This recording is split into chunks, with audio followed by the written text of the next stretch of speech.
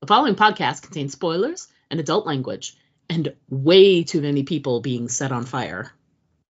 Well, just two. 3. This is a message from the Office of Emergency Preparedness. Due to the recent crisis, we ask that you remain in your homes. Do not attempt to communicate or interact with the creatures, even if they are people you know. Lock your doors. Bar your windows. The dead are coming. It's time for Aim for the Head, an all Walking Dead universe podcast. And now, here are your hosts, Diana and Steve. Hi, and welcome back to Aim for the Head podcast. I'm Diana. And I'm not on fire, I'm Steve. Yeah. And this week we're discussing the brand new series Dune, Prophesy. And we're beginning our coverage by chatting about the first 2 episodes on the docket. Episode 1, title of the episode is The Hidden Hand. And episode 2, the title of that episode is Two Wolves. And before we get into our individual topics and individual points on these episodes, let's just talk sort of rapid fire what we thought of the episodes. Steve, you went first last week when we talked about Furiosa. So it's my turn to go first. And we were just talking before we started recording about how we felt about these first 2 episodes as sort of like a beginner, etc. And I'll just nutshell it down to the one thing in the Dune movies that I've always been interested in learning more about is the Bene Gesserits. And this entire series is about the founding of that society and all of the sort of backstory information you need to know about, how they came to power, who they are, why they're important, yada, yada. And I think this is fascinating. Great topic in the sort of Dune world to cover. I think it's fantastic. Great actors, really good situations, good intrigue, action. Don't know what's going to happen. Lots of questions. I still have questions. But so far, loving these episodes. How about you? How do you feel about episodes 1 and 2? Same thing. So far, it's been great. It's been I've really enjoyed watching as it's developed, and like we were saying, before we started, unlike the Dune movies, I have not read the book or the books. It's primarily based on Sisterhood of Dune that was written by Frank Herbert's son, Brian Herbert. Frank Herbert passed away, and then 10-15 years later, his son kind of either needed the money or just decided to keep going and picked up the mantle and kept writing. Let's think nicely. Let's think. I wanted to keep my father's legacy alive. Sounds so much nicer than... Let's go there. Yeah. The mortgage was due on my palatial estate in L.A. So yes, no, I don't know, but he did. He started writing these other books, and I've not read them.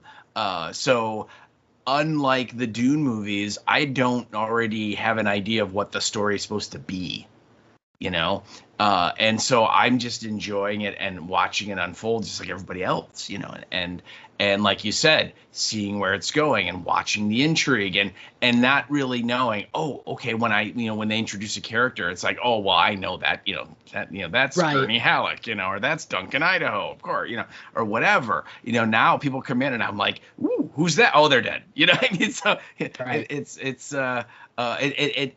certainly a more exciting way to enjoy a television show because you don't know where it's going. And it's set in the Dune universe, and it's set in the current movie Dune universe, so that's really nice because you and I both really like those 2 movies. Yes. And yet it is so far in the past from those, 10,148 years or something. To be exact, yes. Yeah, it's 10,000 years before Paul Atreides is even born, right? And then you got to go like another 15, 16 years to get to the movies.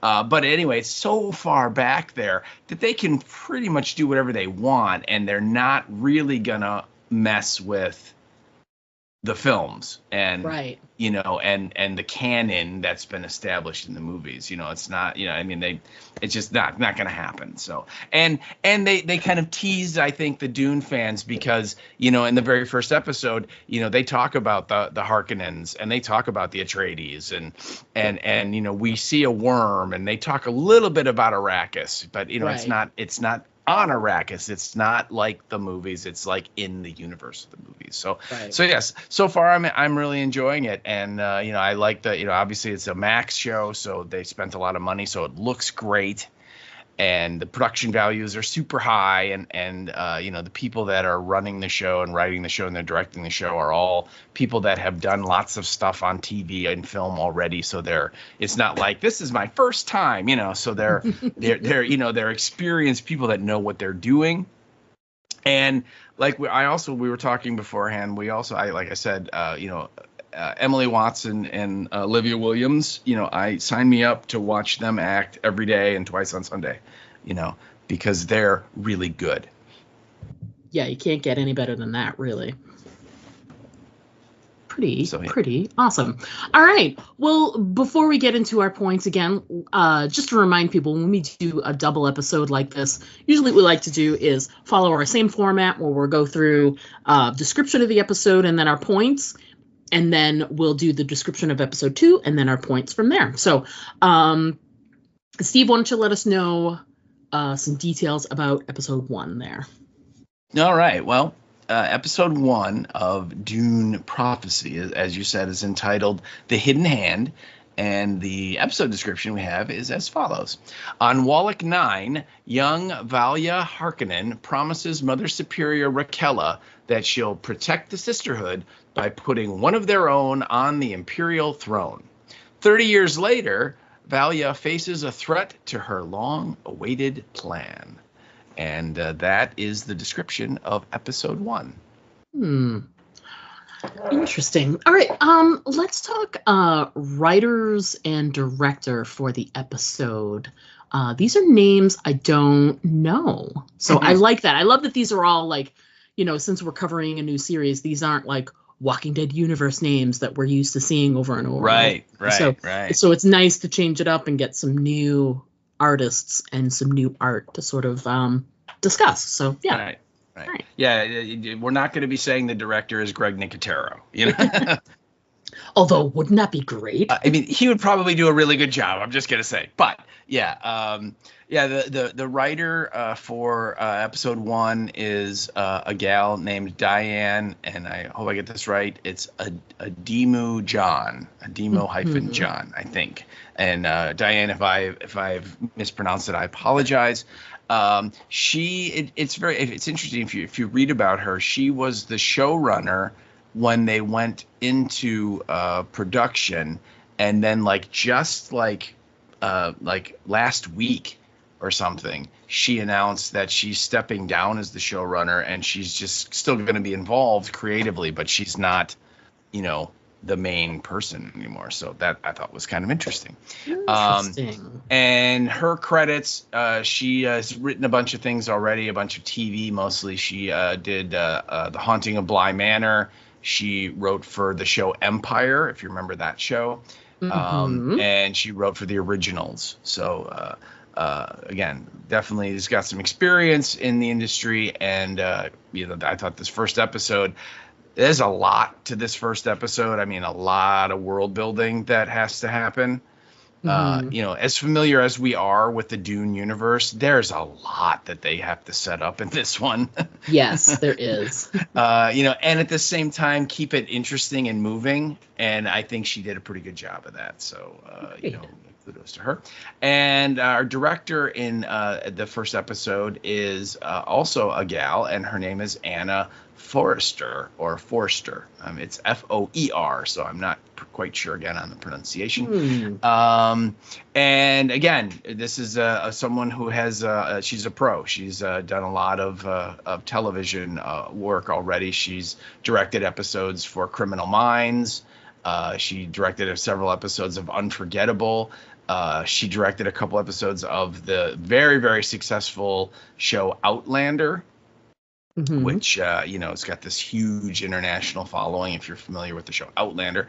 And she also directed a couple of episodes of the Criminal Minds spin-off show Suspect Behavior. So again, a working director that has kind of done a bunch of kind of a wide range of stuff, different types of genres and so on. And again, like I said, I think the first episode she does very very workman-like work. She keeps the episode moving. She has some interesting shots, and there is some tension when there needs to be tension, and there's intrigue when there needs to be intrigue. So again, I have no problem with either the writer or the director in this. Yeah, and like you were saying, she had a lot to do. Like you said, we're familiar with a lot of these people. I'm sorry, I take that back. Not we're familiar with the people. We're familiar with a lot of the family tree, as it were. The names, the houses, hearing things like the Landsrad for the first time. Like that would have been like, what are they talking about? But we know what they're talking about. So it's like this whole new language, but it's in a different setting, a time and setting. So we understand the language, we just are applying it to this new area. And she's like you were saying, this gal Anna, she had a lot to do, and I think she did a really great job because it wasn't very talky the first episode. There wasn't a ton of exposition, No. or like this moment's happening. Well, I'm going to lean against the wall and tell you all about why this thing that's happening is happening so that I can catch the whole audience up. There were some expository moments, but I thought that they were handled really like crisply and neatly, and they gave us what we needed to know without making it feel like clunky and like it didn't belong in the scene, So very well done. The clunkiest part to me is like the first 10 minutes where we get Emily Watson kind of narrating, and we get a lot of the flashbacky stuff. That was the clunkiest. And then but again, they had to get all that out to really set up this particular part of this universe. And then once that was done and we were finished with the narration like that, I agree with you. I think the episode moved along and it told us what it needed to tell us without, like you said, having a character go, well, let me tell you about the Landsrad, and you're like, so none of that. So again, I agree. And a lot of heavy lifting from both the writers and the director in making this episode work, yet still getting everything across that it needed to get across to set up the series, and also making it interesting. And I think they did a good job. Awesome. All right, let's jump into our points. Let me just do mine right off the bat. My very first point. It's not even really like a moment in the episode. It's just, it starts off with this really great quote, which I think says a lot about the motivations behind this whole series. And the quote that they put is, "Victory is celebrated in the light, but it is won in the darkness." So I think this says a lot about, Valia is working really hard to achieve this goal. And sometimes you got to do some crappy things in the dark and in the shadows and to achieve that. And those things aren't celebrated. But then when that victory is found, everybody's, out in the sunlight and they're like, oh, this is great, we won. They don't ever remember or maybe even know about some of the sort of underhanded or backhanded things that had happened. So I think that's a really great line. It really says a lot about what the Sisterhood's intentions are going to be for this whole season. So I thought that was great starting point. Yeah, absolutely. Yeah. So I guess I would also, because I don't want to sort of jump around too much, but since we're still sort of in that beginning area, I like that we learned that the Sisterhood is basically we know from later Dune movies that, and from reading and etc., that, they were these truth sayers and they were advisors. and sort of like they were guiding all of these, leaders of the houses. Like this was just sort of their thing. And then it just sort of like down the road, they just started to like get weaved into the fabric of, the power of those houses as the years go by. But just originally they were just there as, I guess technically they're just like advisors to those, people in power. Mm-hmm. I just thought that was cool. Your first point, and then one of my points right off the bat, so cool. I'm so glad we got to see it in the first 10 minutes, I guess. It wasn't when she employed it might have been it. 15, but yeah, it was pretty close to the beginning. Yeah. And what were we excited to see? Just that she uses the voice, right? That we that's kind of like the superpower of the Bene Gesserit. Mm-hmm. And you see her, and she's kind of weaving the story about like the woman that establishes the sisterhood is the first Mother Superior is this woman Raquella, and she's the one that starts this whole like genetic monitoring thing, and the whole idea of we can make like better humans to lead us to be in charge of us, so that way everybody will be better off, right? And this kind of is at odds with another one of the sisters there, this sister Dorothea, and it's kind of, you kind of get the idea from when we're watching this is that there's like Valia and Dorothea are like number 1 and number 2 in the order, but underneath this Raquella, right? And so when Raquella dies and she's on her deathbed, it's sort of like, well, one of these two is going to seize the reins of power. Who's it going to be? And of course, Valia, we find out also is a Harkonnen. And we also kind of get this weird story about this, like where apparently the Dune movies are actually connected to the Terminator movies. In that, there's a war against the thinking machines at the beginning. And I'm kind of like, I've seen those films. They're pretty good too. And of course, Valia's telling the story, and it's an Atreides that sort of does the crucial thing that wins the battle for the humanity. And she even says that like the Harkonnens ran away. They were cowardly and ran away, and they were shameful. And they got banished to their planet afterwards because of it. And everybody looks down on the Harkonnens and so on. And it also she kind of says something, and there's a line in there where she says that the Atreides kind of wrote the history of humanity, but they did it with lies. And you really get a sense of, there's a lot brewing in her on getting even. And clearly returning or restoring the Harkonnen name to respectability and so on. And so she is fully on board with Raquella's plan of we need to do this genetic pairing and matching up boys with girls so they can have children that are going to be more, that either they can control better or that will be better people for ruling.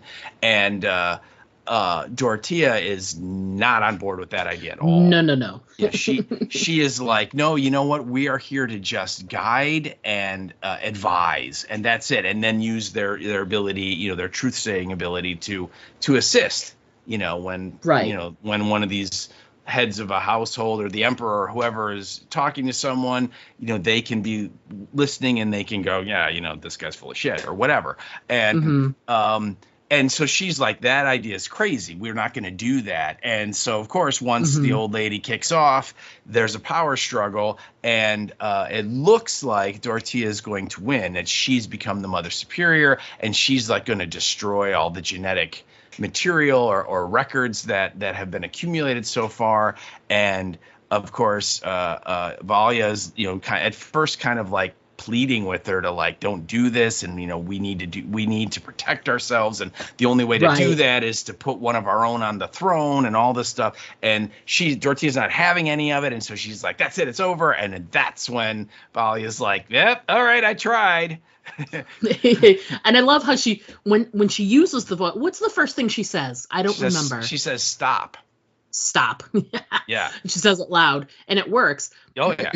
And she turns around then, and Dorothea's just got this look of like, what is going on? She can't believe it. She'd never been, I guess, ordered that way. And it's not even so much that she was being ordered around. She's physically being manipulated. Her body and her mind are not her own in that moment. But there's an awareness, though. There's still an awareness. Oh, no, she's totally conscious. She just is powerless to stop her body from doing what Valia is saying. And that's where she's like, what the F? Yeah. But Valia, after she gets her to turn and says, this is a new skill I've been honing. Yeah. And it's great because you sort of wondered what were the seeds, how did the voice begin? Right. And this is the beginning, whether or not maybe someone used it to some minor capacity in the past, that's possible, who knows, but to see it being employed for the first time. And she even says, this is a new skill, but she also, to try to appeal to Dorothea, she tries to say, she's like, it's something I can teach you how to do and teach everyone, and you can see like Dorothea is like, her stance is that the genetic stuff is that they are playing God. And Dorothea, and she has a small faction that they consider, zealots, and they lean more towards the religious aspects of the sisterhood. And then of course Raquella, she may very well be a religious woman. We don't get to know very much about her before she passes away. I wonder in flashbacks if we'll get even more, but whether or not she's pious, it's not clear, but she is very motivated to move the sisterhood in that forward direction. And Valia and her sort of faction are on that side. And again, it's not that they're not pious. They do have, a religiousness about them, but it is not their main objective. The other sisters that are led by Dorothea, that is their main objective. They feel their main purpose in the sisterhood is to be like a vessel for God, to advise as if they were advising these people with the word of God, etc. And so she just feels that, so there's this genetic thing, but you can tell, there's something about what Valia did that is so distasteful to her. Like, it's manipulative and it goes against everything that Dorothea stands for. So even though Valia makes this whole thing, she's like, I could teach you, I can show you how to use this. You can tell, like, yeah, Dorothea's, it's not her speed. She's not interested in physically manipulating a person to do their will. She just doesn't seem to be that kind of person.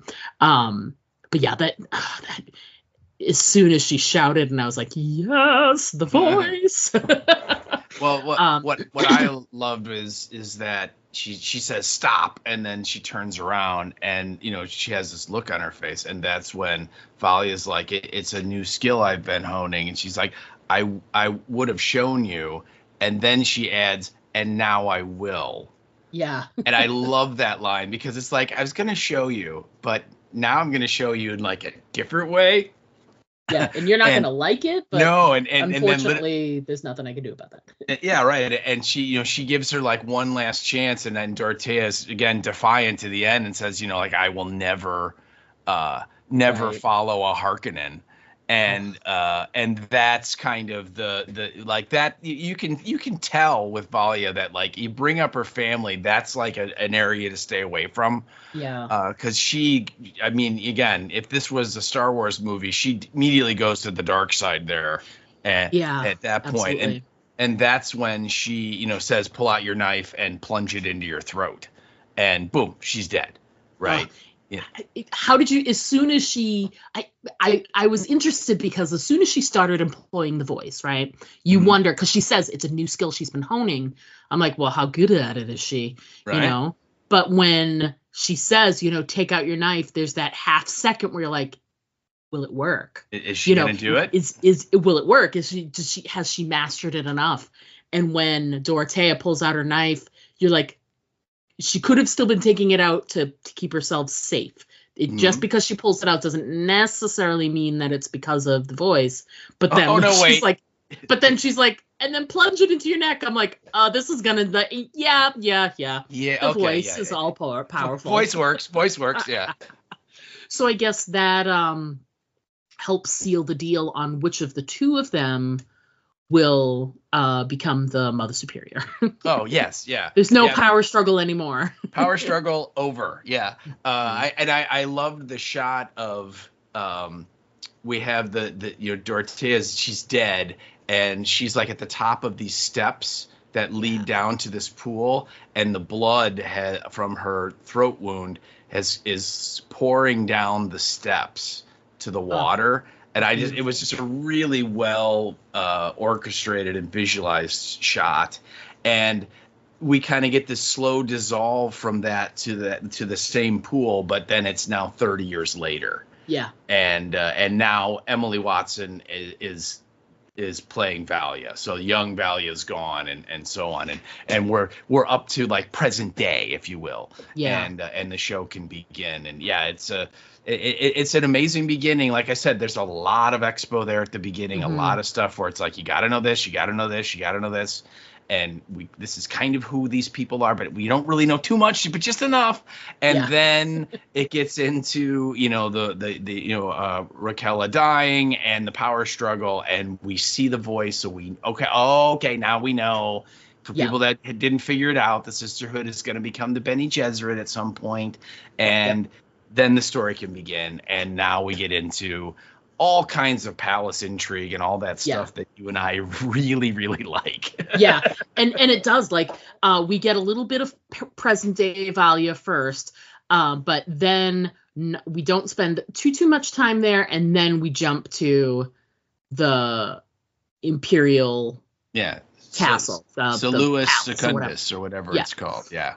Salusa Secundus or whatever. Yeah. Yes. Yeah. The Secundus I know how to pronounce. It's that first word that I'm like, Salusa, sure. Salicea, Salasa,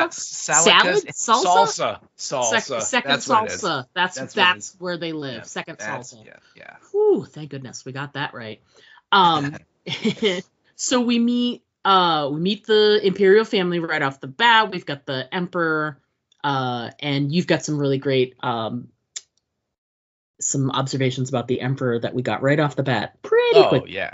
Well, it's just this whole episode, and even a little bit in episode 2 as well. But first of all, the Emperor's played by Mark Strong.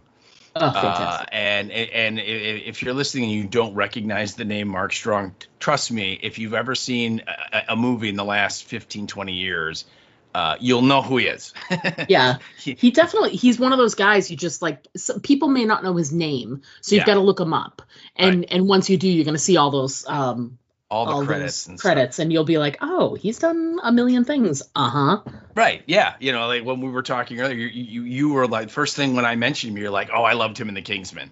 Yeah. Oh, you know, he's so good in that. He is, and he's great. I mean, again, he's a really strong actor, and oh my God, he has like an amazing voice. Oh, that is just and he's done commercials, right? He's sold cars to us. He's done a bunch of things because he has an amazing voice. And what I think was just a bit of inspiration by the showrunners is that, first of all, he's an amazing actor, so he's a good person to hire. But what I love is that a lot of the roles he plays, he's a very strong, strong-willed individual, the characters that he plays. And again, with that voice, you know, you buy it. You're like, oh yeah, that guy. Absolutely. Don't mess with that guy. It's very commanding. It sounds like he's the guy who's supposed to be in charge. Right. And so he's playing the Emperor, right? But when you see his portrayal of this and the character that he has, it's great because he literally is the most powerful man in the galaxy or the universe or whatever unit of measure we're going to talk about here of the entire Imperium. He's the most powerful guy, yet he is without a doubt the weakest guy in the room because he can't make a decision. He literally he's always looking for advice to other people. What do I do? What do I mean, and it's great. It's really a wonderful performance. But it's just I love that little twist there because it's not what we're expecting based on the actor, and so I thought that was really cool. I thought that was really cool. So, and also we should point out that his truthsayer is one of Valya's top lieutenants that we see in the flashback as a younger person. Is this woman named Kasha, and she has been his truthsayer for a considerable time. Where we find out, and again they're like joined at the hip, and he is so dependent on her counsel to do anything, and and of course, as we know, I mean, Kasha, she is a woman who, I mean, literally, she is just about ready to just explode. Yeah, I knew you were going to do that. Thanks a lot. Yeah. So we get a great introduction to the Emperor, a lot of the other folks in the court. There's an arranged marriage that's going on right now, and and he's trying to broker a deal, and it's all politics. He's setting up his daughter with this the son of this duke, and it has nothing to, it's all arranged. It has nothing to do with anything other than this duke is going to give him a fleet of warships that he can use. He's been as the emperor, he's also in charge of Arrakis, which is usually the way it works in that galaxy is whoever's in charge of the galaxy, they're in charge of Arrakis, so it means that they control the spice. We've heard this story before. Right. But he's been having some troubles on Arrakis. There's some uprisings and some violence, etc. And of course, your brain immediately is like, "Ooh, Fremen." And they even say it's the Fremen too at this point. That's the excuse at this point. So he's trying to broker this deal. This duke is such a what a pain in the ass. But he's slimy. He's like a really slimy used car salesman, but he's a duke. It's weird. Well, and we should point out that the Emperor's daughter is what would you guess, 19? Yeah. 20 maybe. And the Duke's son is what, 10? 9. He's 9. Yeah. I mean, it's hilarious. He's playing with toys at their engagement party and stuff, right?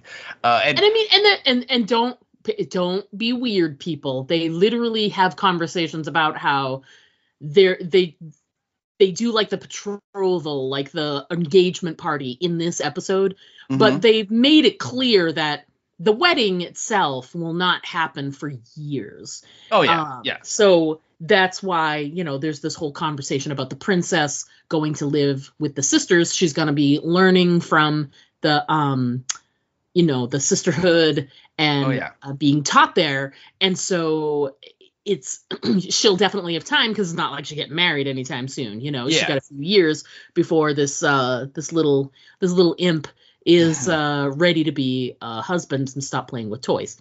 Yeah.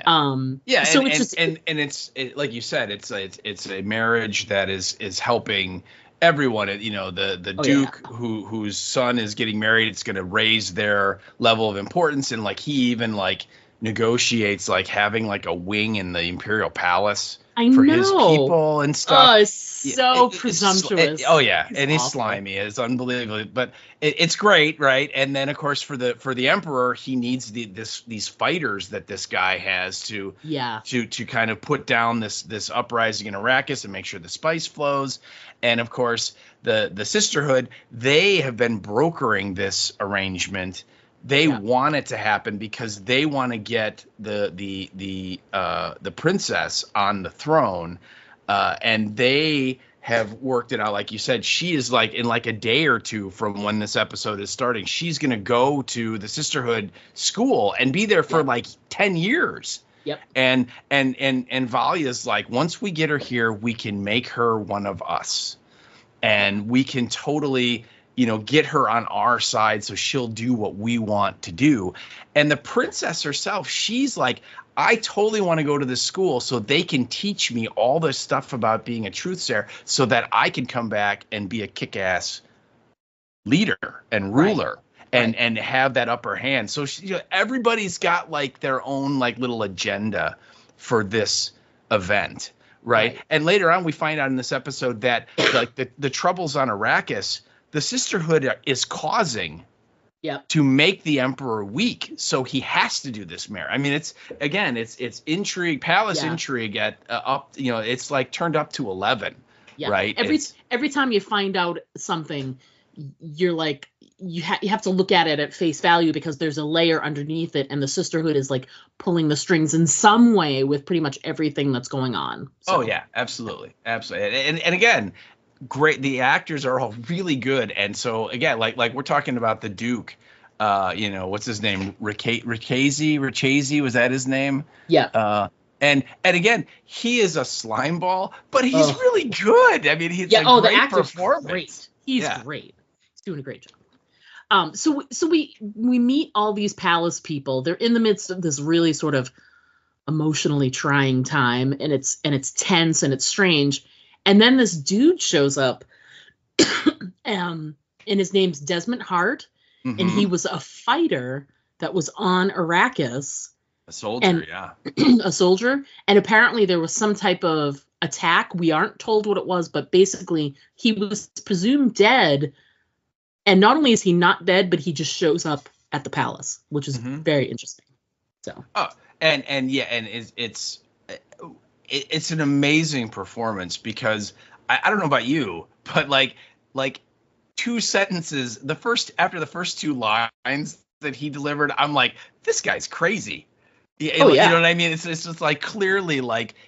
Either he is, been altered or something, like someone has brainwashed him and he's, kind of got that quirky malfunction thing that's going on because his brain doesn't work right.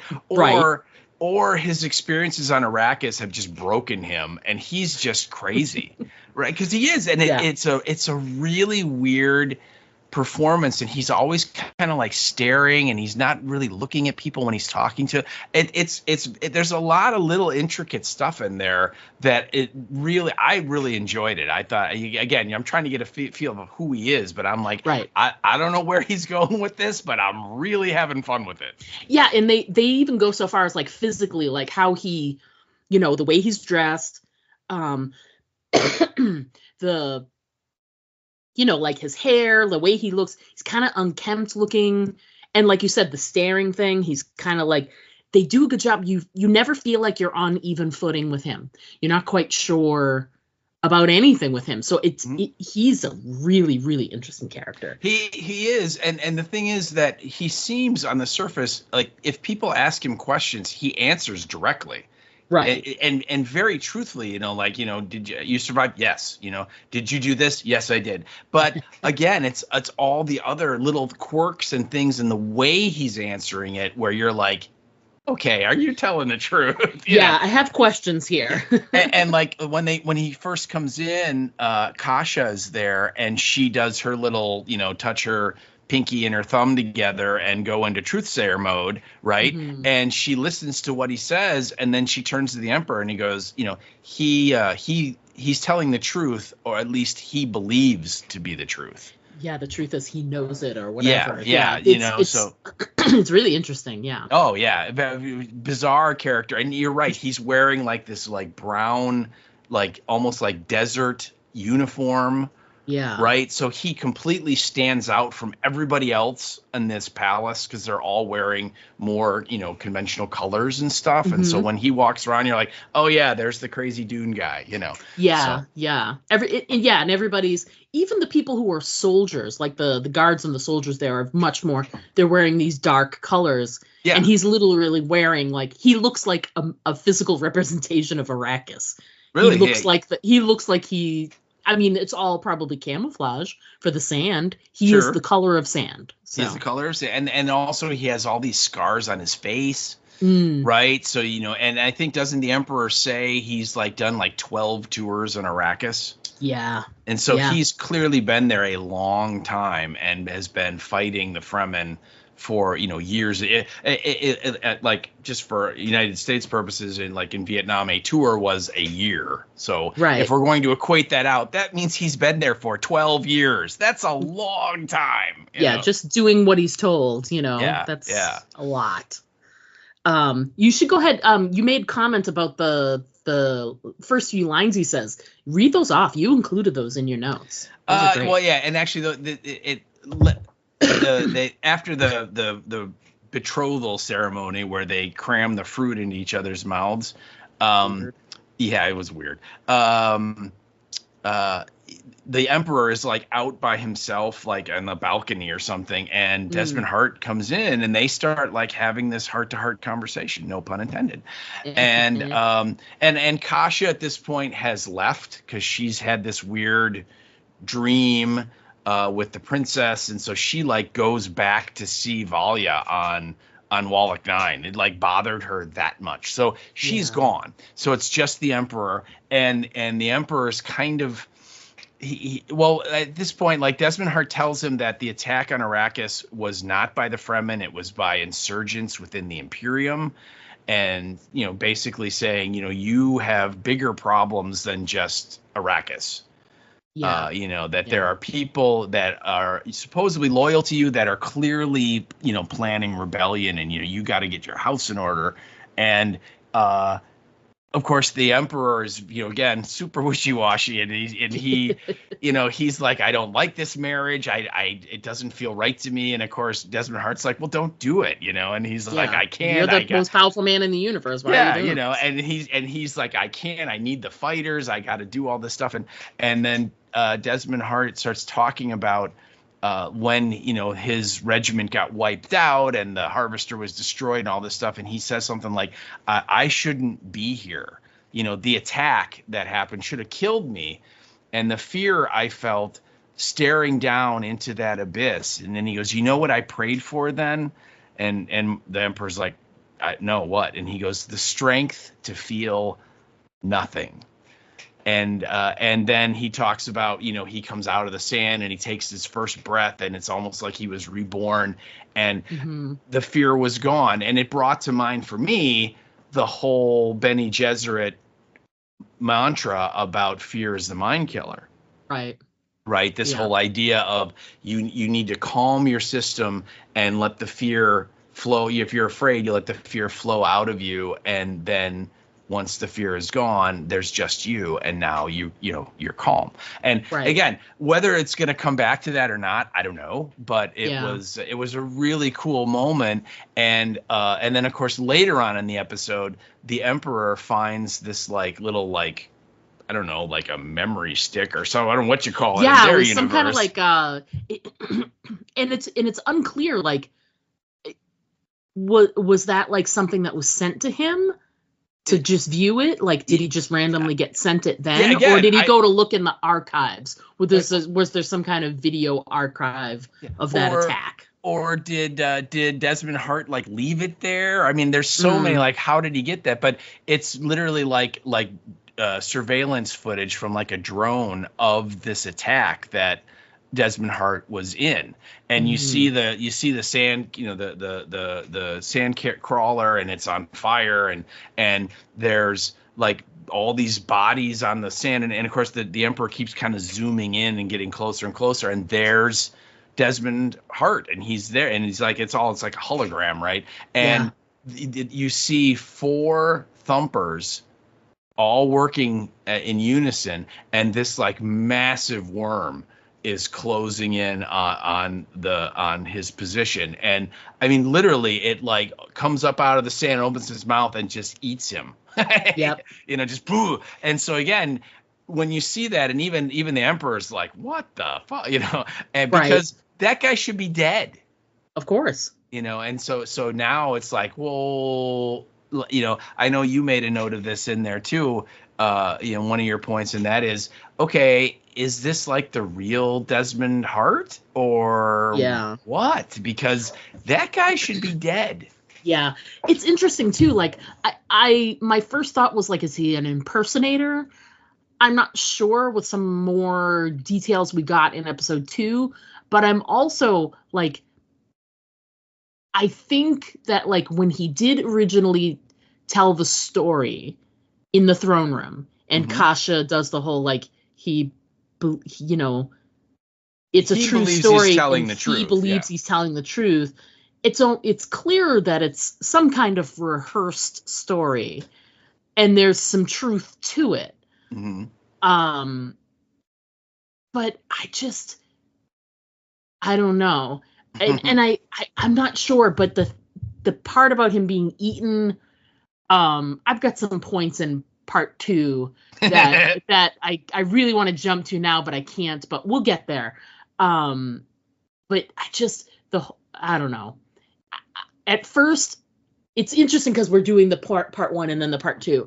I originally was like, well, was he part of the uprising? Is he there to like sow more seeds of discontent there in the palace? Was he sent ahead? Like, who'd be the one person that the emperor would be like, oh, come on in and you can have any position in my household or whatever. Like, well, I thought at first, what if he's there to kill the emperor or something? Right. But here's the thing. If he was going to kill the emperor, he could have done it already. Like 10 times over. Hey, man, when he showed up and when the emperor's out by himself on that balcony and he showed up, my first thought was, uh-oh, is he going to off the emperor now? Because he was undefended. There was no personal guards. There was nothing that we saw, right? Right. So, it's interesting, too, because, in some later scenes in episode 2, I just have this feeling that he's almost sort of like biding his time. Oh, like he has a greater purpose. And like I said, if he was going to kill anybody else in the imperial family, I think he would have done it already. That's not his purpose. He's there to sow. He's there to disrail, like to take Valia's plan and get it off the rails. Oh yeah. And to do that, he totally implodes the wedding. But you could say that he makes the wedding go up in smoke. Yes. Crispy, crunchy smoke at first. I have a question for you, though. Sure. Because I want to know, what do you think about Kasha, though? Do you think Kasha saw what was happening and what happened to her was a reaction? Or do you think that Desmond did that to her? Well, I think Desmond did that to her. You think so? Even though, because they said the thing about how far away she was, and I'm like, I wonder. Mm-hmm. Well, I think, first of all, it shows he's very powerful. Yeah, which I have some more thoughts on that when we talk about episode 2. Yes, yeah. But I think because she has the nightmare that we see where we see the princess and then the worm kind of eats her, and then she's up on the ceiling and she looks down and she's like, you did this to me, and all that. Yeah. And that so freaks her out because of the prophecy that Raquel had originally had of, the reckoning coming. I don't remember what they call it, the Tyrann something or other. Tyrann a fall or something like that. Yeah. I know what something. You mean, and so she's so freaked out by it that she goes to Wallach 9 and is talking to Valia. And literally she tells Valia, like, what if, like, your plan to put this princess on the throne, what if this plan is what actually brings about this reckoning that has been prophesized? Which is, if for people who know anything about any old stories from the Greeks or the Romans that involve prophecy, that is usually what happens. Yeah, right? Usually because you find out about what the prophecy is, and you're like, oh, well, we can't have that happen, so you try to steer away from that, and you end up just creating it. Yeah, it's the trying to not make it happen ends up making whatever it is happen. I mean, that's just like standard folklore stuff. And of course, Valia's like, yeah, I don't care. Get back to, go to bed and then, go back to the emperor tomorrow. I mean, you know what I mean? This is a stupid conversation. Why are we even talking about what does Tula say at one point? She's like, you dismissed Kasha out of hand. And she's like, no, I didn't. I listened to her. And then I dismissed her. Anyway, so she had this dream, this horrible, horrible dream. And then, of course, when Desmond Hart finds the little brat, Yep. out, and he's like up and it's late at night, and he's like, what are you doing here all by yourself, all alone? Which I thought was a very ominous line, by the way. When he was, what are you doing here, out here all alone? It's just like, oh my God, that's not going to end well, Yeah. But the kid said, I had a bad dream also, right? And that's when, Des was like, do you want to talk about it? And he's like, no. And then of course, they end up having a little conversation. But so to me, the superpower that he has is he goes into your mind and is able to implant either a dream or a memory or something, and that causes some sort of chemical reaction where you would literally spontaneous combust from the inside. Oh, that's crazy. Yeah. Oh yeah. Yeah. It's a horrible, horrible way to die. And oh my God, when that kid died, that was hard to watch. That was brutal. It really was. Yeah. Whew. And you could tell too that like it was like driving Desmond Hart like a little bit nuts doing it. Like he felt it, Yeah, there's a certain amount of that it's almost like it's internal, like it's any kind of bad thing he does will also affect him physically to a degree, which is good to know. yeah, but it just shows you like every time he uses a power, it drives him like a little bit more insane or something. You know what I mean? Yeah. So there's a like almost like saying he has this gift, but it comes at a cost. Yeah. But that to answer your question, yes, I do. I think that he did it. He somehow implanted that whatever it took to cause their bodies to do that and literally burn from the inside. Right. He did that to her while she was on salsa secundus, and then when she got, because remember, she like when she wakes up from the dream, she's like kind of rubbing her arms almost like something's wrong, I don't feel right, and then she was, again, maybe because she's a little bit older, she's a little bit more mentally competent than this 9-year-old kid is, right? That she's able to suppress it until she got to Wallach 9, and then when she went to bed, that's when it really kind of took hold and started to work. Because I think she told Tula or Valia that like she had this dream and like she doesn't feel right. Like she felt like physically, she felt it affected her physically enough that she decided to go there. Yeah. So, but yeah, I do. What do you think? Do you think that he did both of them, or do you think that she sort of like just kind of caught it secondarily? You know what?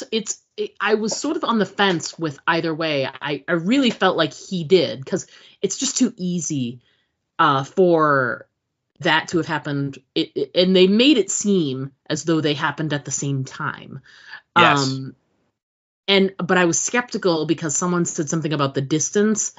And I was like, distance, that's pretty hard. I mean, if you have to fold space to get to somewhere. But I like what you said about, he implanted something when he was in her vicinity. Like he dropped something in her head, or maybe, when she did her, finger tap and was able to truth see, maybe then it opens up her mind and he was able to just drop it in without any effort. I like that. I think that that's really interesting. I do think after episode 2, I think I'm much more in the for absolutely he did that to Kasha. Well, he certainly cops to it in episode 2, so that would and I think obviously when you asked me, I'd already seen episode 2, so I kind of knew that little piece. But my initial, when I first watched it, I thought he did both of them, that he was responsible for both of them, which again makes his character really, really interesting, because oh my God, what is he? Right. And if but I mean, and if the worm ate him, but then somehow, he kind of says he was given this gift and stuff. Okay, but wouldn't you think like that would mean he'd be like on the Fremen side and be on like protecting Dune, rather than, because he's like, I am 100% for the Imperium, and like he is like the Emperor's, guy. right? I mean, that's all he says. Now, whether or not he's being truthful about that, we have to see. Like you said, there something more coming for him? Like, he's going to reveal his true agenda at some point. I don't know. But for right now, he's like, Emperor, whoever you want me to whack, you just give me the eye roll and I will make them burst into flames, Yeah. But again, it doesn't really track, because if the worm gave him the ability, I would think he would be much more of, Team Arrakis than Team Emperor. But we have to see. It's very interesting, though, and very powerful and very scary. Yeah. Yeah, he's a scary dude. And I think the fact that we don't know a lot about him and what's happening with him. I do want to make another Imperial point, though, is I suspect, since the princess doesn't really know that she's a part of this whole, like, breeding someone to get to the throne thing, she's a little willy-nilly with her, choices of partners who she sleeps with. Yeah, choice of partners, which I think in the land of the sisterhood, they're probably a little more sheltered. Chaste. And a little chaste. I mean, I don't want to think of them as nuns, but they are kind of, Oh, they are. They totally don't get are. married. They don't, whatever. Hey, so, did you see any boys there at all at the school? No, Yeah. not until Constantine walked through. Right. But I think there's this assumption that Inez is, she's not going to get married for another 10 years, so she'll be chaste until then. Yeah, right. Mm-hmm. So she's clearly, we don't know that she has been, like sexually active with more than one person, but she is definitely interested in her swordmaster, which sounds really bad to say it that way. It sounds very bad to say, ooh, swordmaster. What was he, a swordmaster? Apparently. His name is Kyrian. Yeah. And so I'm curious what will happen. Like, she's not going to get married, but is it possible she could be pregnant too? Or will that be like a wrinkle that happens later? I don't know. It may be, because again, it is revealed. I don't think it's in this episode, but in part 2, it's revealed that the swordmaster is an Atreides. Yeah. And so maybe that's going to, start that bloodline, leading to Paul or something. Again, we have to see. It's so far in the past. It's really hard to see the connections yet, other than just the broad, oh, he's an Atreides, Right. But yeah, and as far as like the nuns go, like the acolytes, the students of the sisterhood, Yep. They're not like. They're not like traditional nuns, because if you remember when the prince walks through there, right? Oh, yeah. At the very beginning, I mean, that one girl's like, oh yeah, I like a guy with lots of money and idle hand. I mean, they're not talking about like, oh, maybe he could, buy me a nice sweater. I mean, they're certainly looking at him in a more carnal way. So I don't think they take a vow of chastity. I just think there aren't any boys on that planet. So what are you going to do? Yeah. So, but yeah, and the princess clearly is, she's not a girl. She's a young woman. She's, like I said, 18, 19, 20 maybe. I don't know how old the actor is, but and also I got to say, every time I see the character of Inez, which this actor, I swear to God, I think it's Jennifer Beals. Oh, really? Oh, I think they have very similar facial structure. That's so funny, because I keep thinking she looks like Jennifer Love Hewitt. Really? Yeah. Okay. I just in the face. Yeah. See, I don't see Jennifer Love Hewitt so much, but yeah, I do see Jennifer Beals, and it's like particularly the scene where we just like in the Dune movies, we get a scene where she's practicing with the shield and like the wooden swords, right? And they're doing all the fighting, and you see the shields kind of shimmering and all that, and so her hair's kind of pulled back and she's kind of sweaty, and that's those scenes. I'm like, oh my God, it's Jennifer Jennifer Beals. I'm like, no, it's not Jennifer Beals. But yeah. But I also thought it was interesting that she and her brother like go out partying, and they're, it looked to me like they were like snorting spice. I think so, yeah. That's that's the intimation that I got. Is that the intimation? Yeah, that's what I got. Yeah. Yeah. But I mean, very freely, then when they get to the club, like literally like we see her, she hooks up with the sword master, and like they go get like an industrial sized bong, and they had a big thing full of like spice water or something that they put in there, and they're inhaling it and blowing the smoke in each other's face. I mean, so lots and lots of casual drug use here that apparently everybody seems to do. So it's safe to say, I think, that the princess is definitely a woman of the world. That's a really, really nice way to put it. It reminded me, again, remember in the last episode when we were talking, I don't know if we were talking on mic about when we were talking about the Running Man and the Long Walk and stuff like that.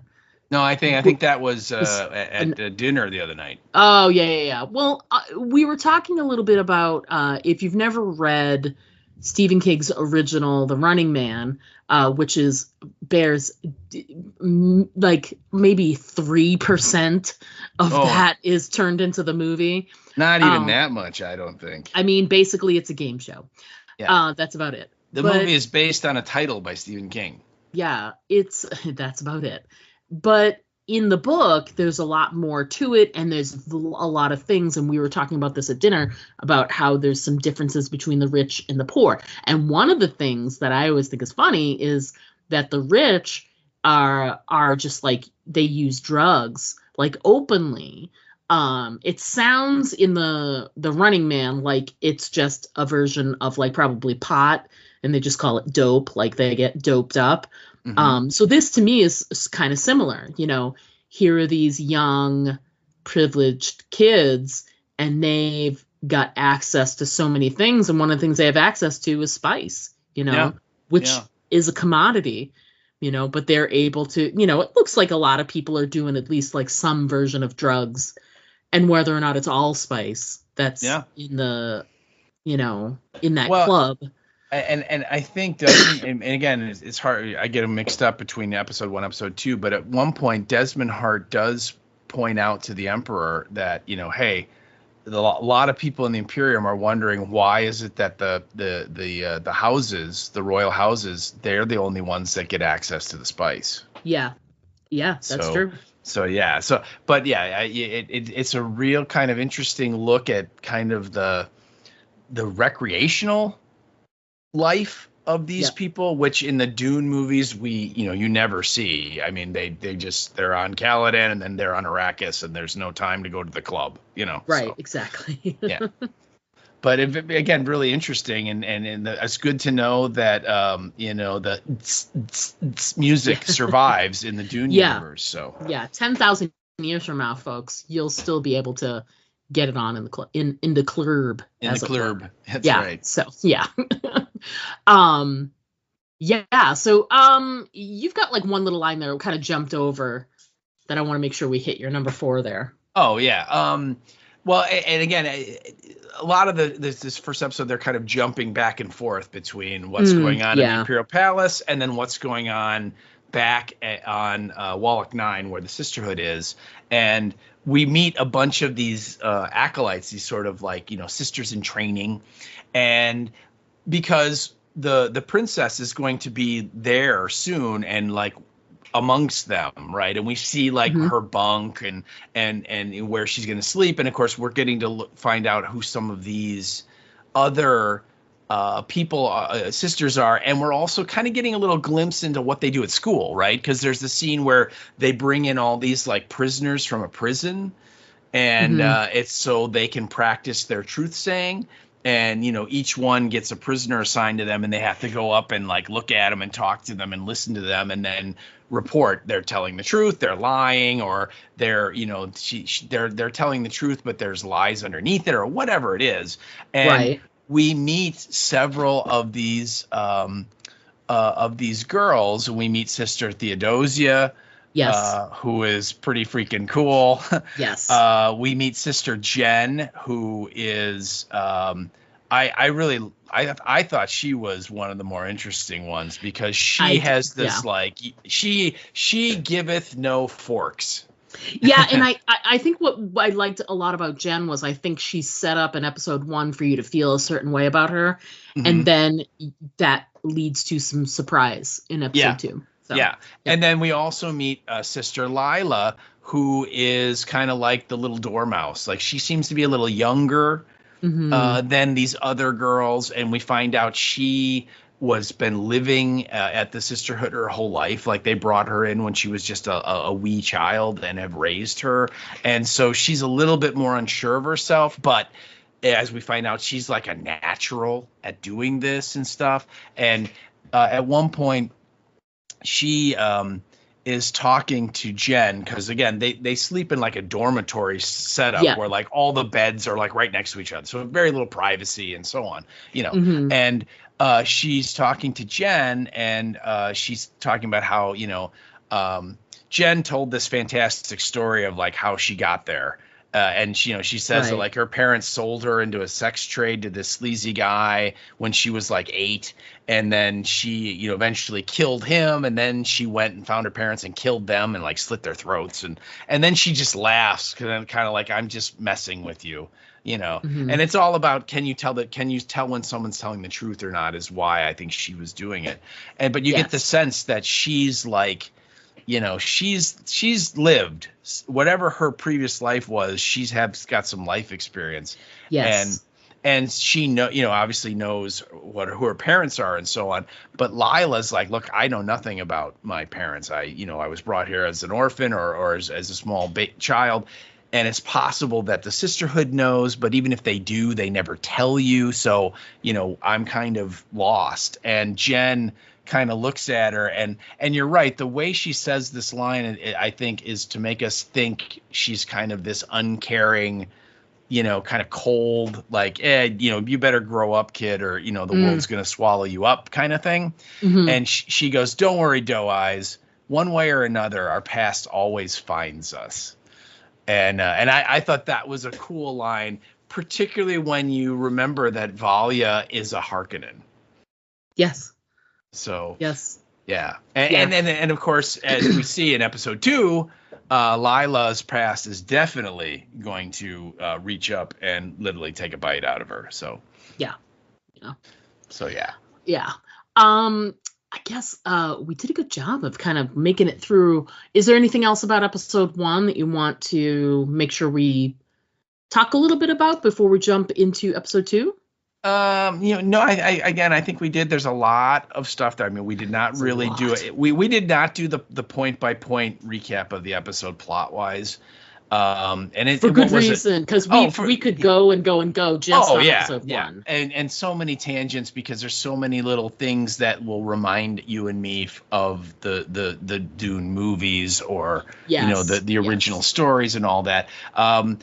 The episode, I think, is each of these episodes are over an hour long, like hour 5, hour 10, something like that. So it's not like a 22-minute, episode, or like some of those episodes from, Dead City or Daryl Dixon that would clock in at like, 43 minutes or something like that.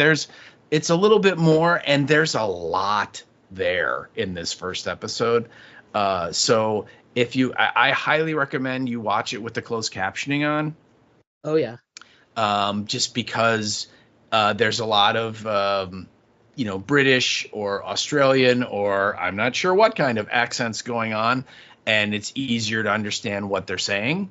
But I think if you really pay attention and delve into it, you get a sense, I think, of and scope of the Dune universe that we saw in the movies, and that's really encouraging for the rest of the episodes. Yeah, agreed.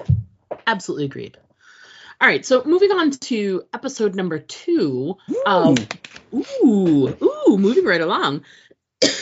Why don't we go ahead and do a little recap of the episode description for episode 2? Steve. All right. Well, again, this is episode 2 of Dune Prophecy, and the title is two wolves. That's two wolves, people. And the description we have is as follows. After receiving word about events on Salsa Secundus, and events would be, the fact that the little kid burst into flames and died. Yeah, that's pretty important. That's pretty important, yeah. Valia brings Theodosia to the Imperial House to help manage the situation. Meanwhile, a reluctant Tula enlists Lila for a vital mission. And that is your episode description. Let's talk really quick about the writers and the director for this episode as well, and then get into our stuff. Most of our points are actually very similar. Very similar, yeah. So we'll be able to talk about a lot of the same things. But yeah, so two writers and then one director for this episode. Yes. Yeah, and I thought that was kind of funny too when I looked at your points, and I'm like, wow, your points are kind of my points. But I think, because they didn't have to do so much world building, they could focus a little bit more on story, and so the story points that we kind of picked are, they're massive and huge and relevant, so it does make sense in a way versus that first one. But our writers, it's a duo this time around. It's a gal named Elizabeth Padden and a guy named Cor Adana. Mm-hmm. And that's Cor Adana. It's Cor with a K. And both of them again have some chops. They've both written some television already. Elizabeth Padden has written episodes of The Umbrella Academy, which is a really interesting show. I want to say on Prime, but maybe it was Netflix. I can't remember. And she also wrote episodes of a show called Altered Carbon, which was a really interesting science fiction kind of Blade Runner-y mystery show that was on, I want to say, Netflix. Mm-hmm. And then Cor Adana, I don't know if he was considered a showrunner, but he did a lot of writing and producing on Mr. Robot, which was a great show on AMC, I want to say. And he also wrote episodes of The Acolyte. So, again, both of them, I think, have some good television chops.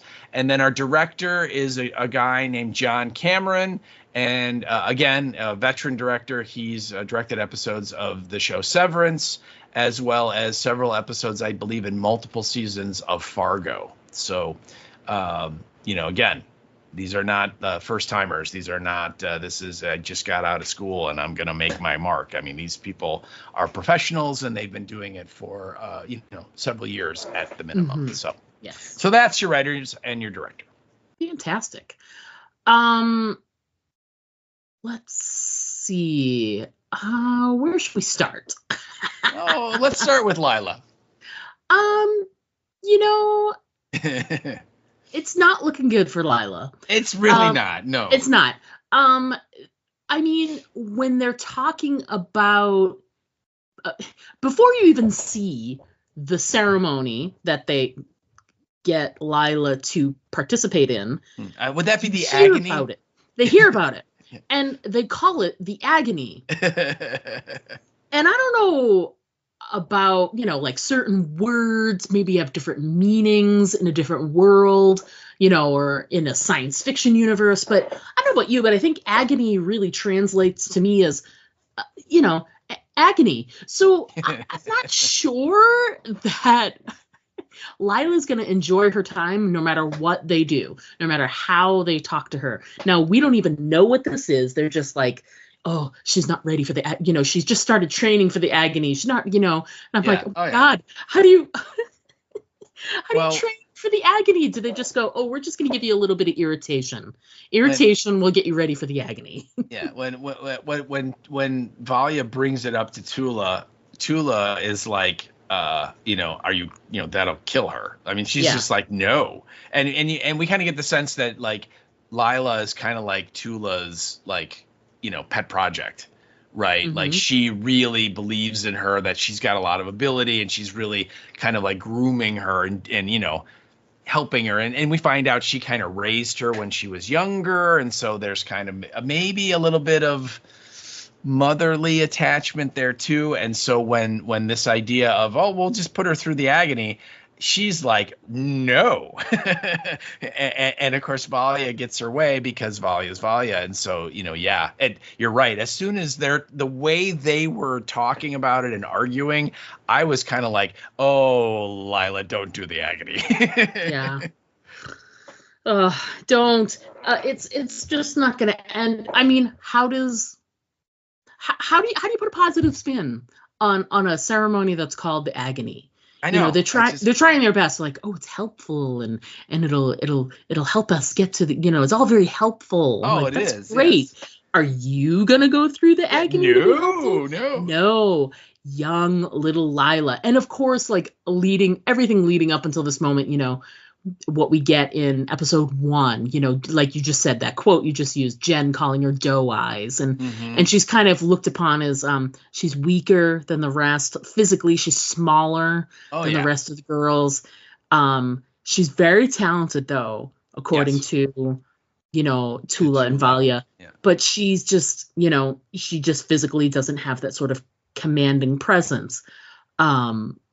And they're doing a really good job of making her seem diminutive and small, and now she's going to get put through something called the agony, and I think Lila is adorable, and I really hope she makes it.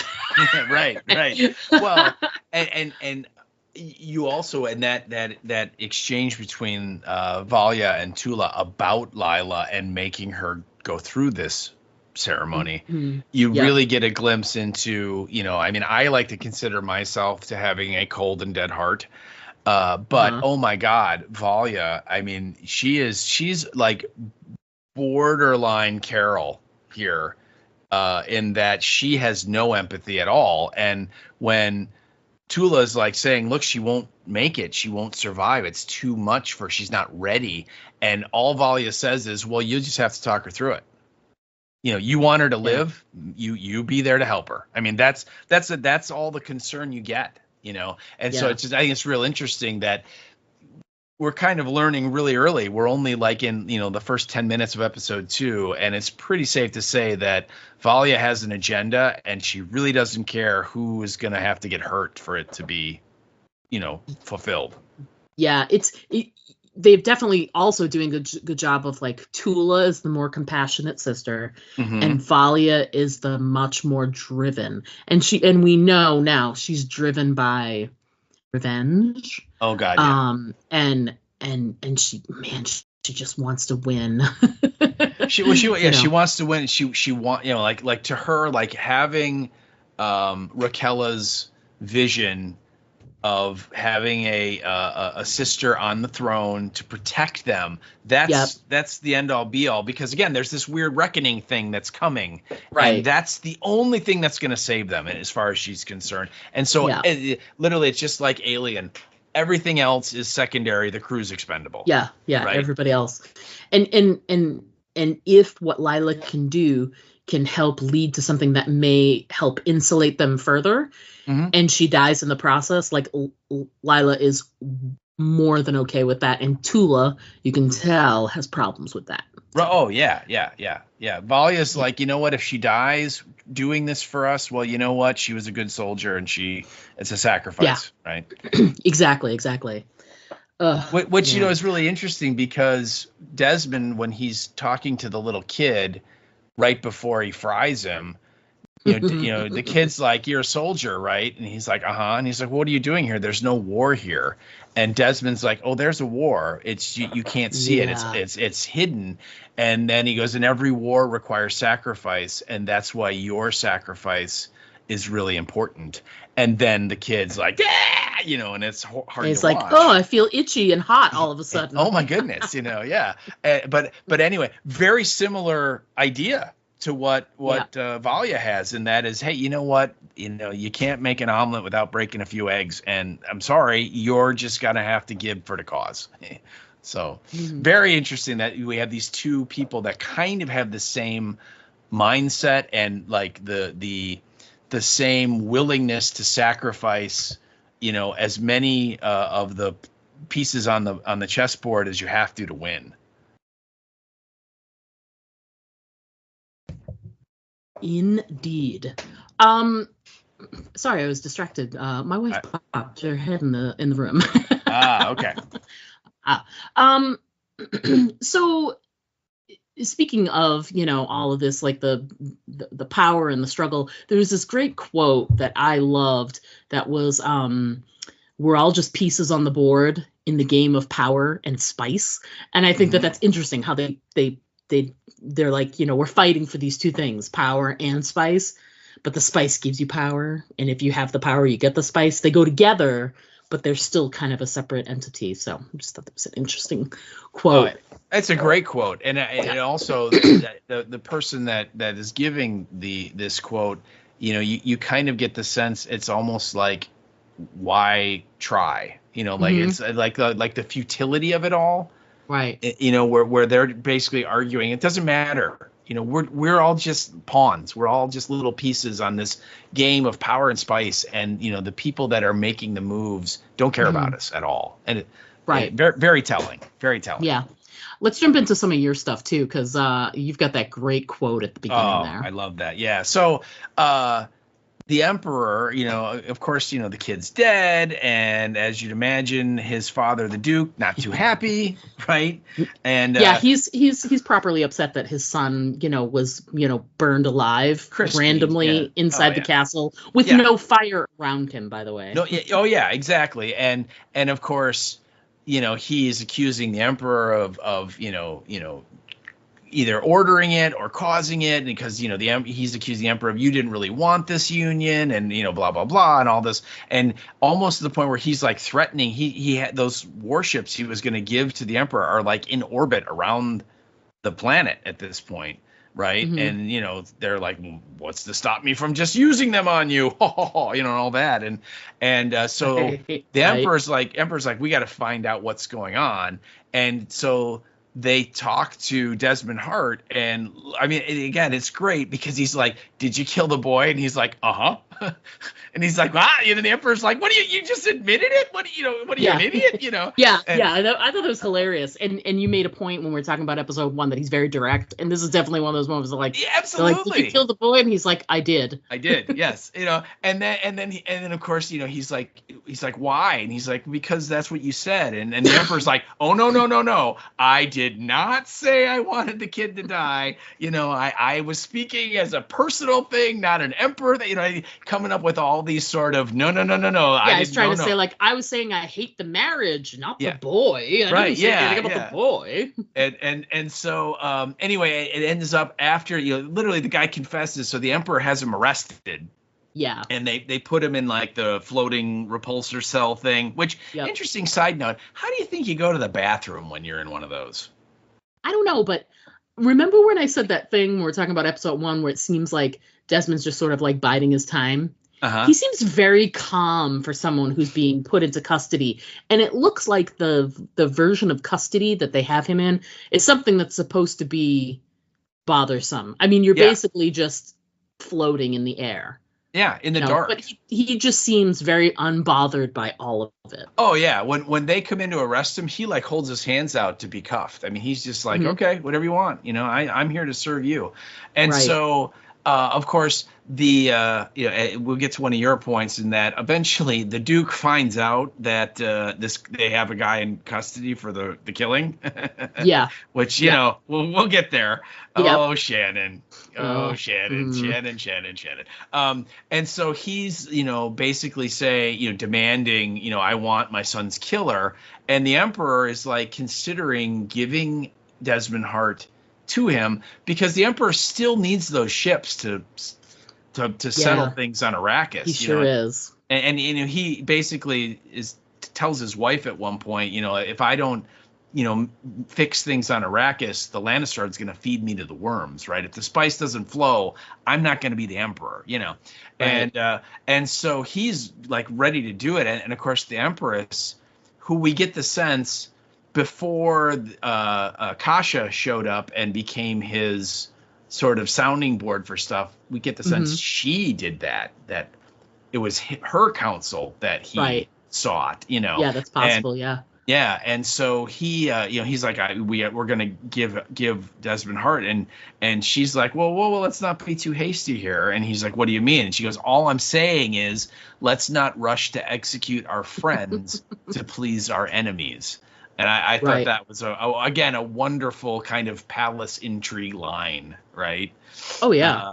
And you know, it's funny because you can kind of see like the wheels turning in that. You know, they talk to Desmond Hart. He repeatedly says, you know, Emperor, I am your guy. Right. Whatever I'm here to do what you tell me to. Whatever you want me to do. And all I want to do is protect the Imperium, right? That's it. And obviously, you know, if they believe him, he has this like superpower, right? And of course, the Emperor's like, he got eaten by a worm.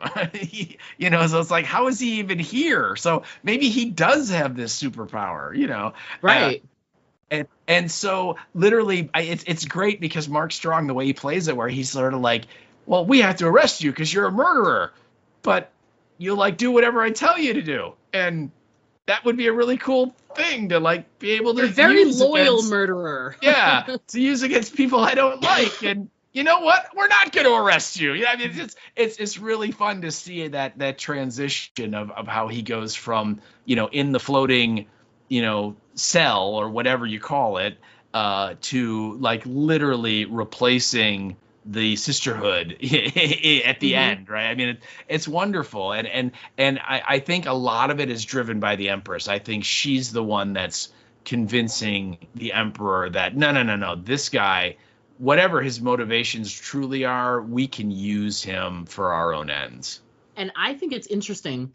She's kind of in the first episode, when Kasha decides to leave, she's not going to be there for the engagement party.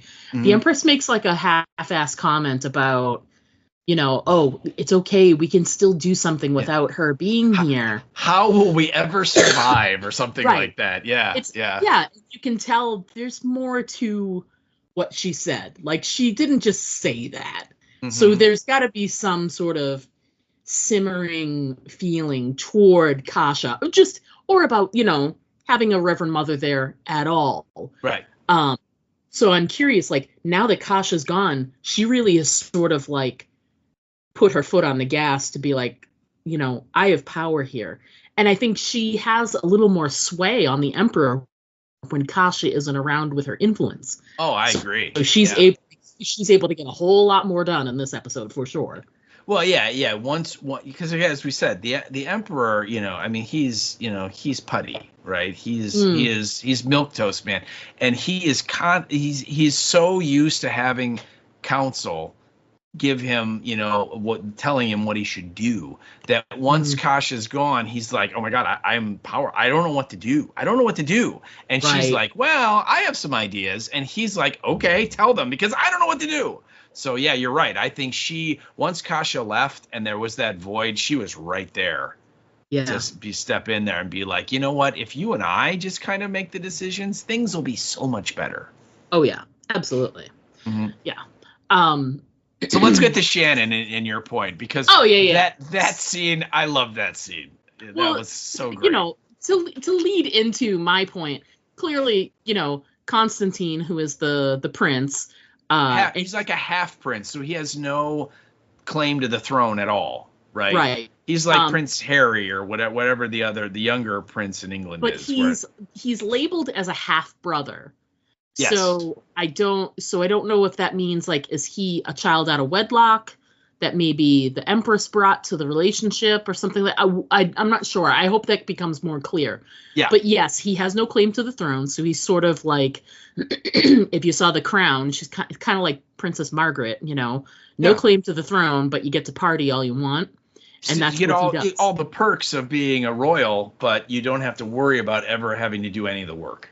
Exactly. So, you know, he continues on with his partying ways, like we saw in episode 1, except he's partying with the beautiful Shannon, who is the older sister of Pruitt.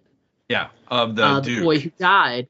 Yeah, now they had already been, or whatever they are. Yeah, now they had already been like making eyes at each other before all of these, you know, bad events happened. Oh yeah, and they're like, you know, if this makes me feel better about my brother, exploding on his own somehow, I might as well, sleep with this guy. But she seems to have an ulterior motive, and she's like, she gets a lot of information, and basically, they snort a little spice. He gets a little loose-lipped and mentions Desmond. And I can't remember. I don't think he says him by name, but he just basically is like, prisoner or whatever. He's like, we have a man in custody or something. Mm-hmm. Yeah. He backs off it a little bit, but she basically like, she gets him to admit it. Yeah. But then there's this great reveal when, the Duke and all of his family are back in the throne room again, and they're demanding to see this man. Yes. And they're like, there is no man in custody, right?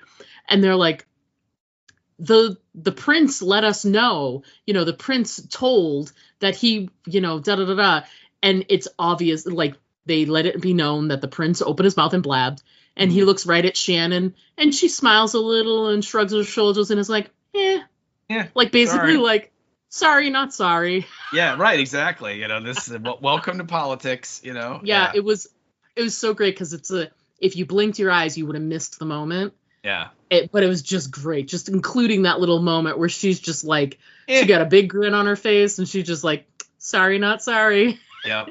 It's like, that's right. I used you, That's right. Well, yes. we should also point out that, like, when she is, and I'm using air quotes, interrogating him, yes, she lets it be known that, like, she's not all that upset that her little brother's dead. And, she basically says, like, I lived on another planet, so I hardly knew she barely this kid. knew him. Yeah, you know what I mean? So and at the same time, she's like, still, I mean, it sucks that he's dead, but again, it's not, we weren't close, no big loss for me, personally. Yeah, it was like a relationship in name only, as far as that goes. I mean, and even the princess, she shows more remorse for the death of this kid who she met, like, for 10 minutes before he burst into flames. We get that a little bit later on, where she's like, he was kind of a little brat, but he didn't deserve to die, I mean, so. Right. But yeah, Shannon's kind of just like, whatever. You win some, you lose some, pretty much. Right. But yeah, the shrug is great, and it's the way she kind of cocks her head back and looks at the princeling, and it's just kind of like, that's right, baby. Oh man.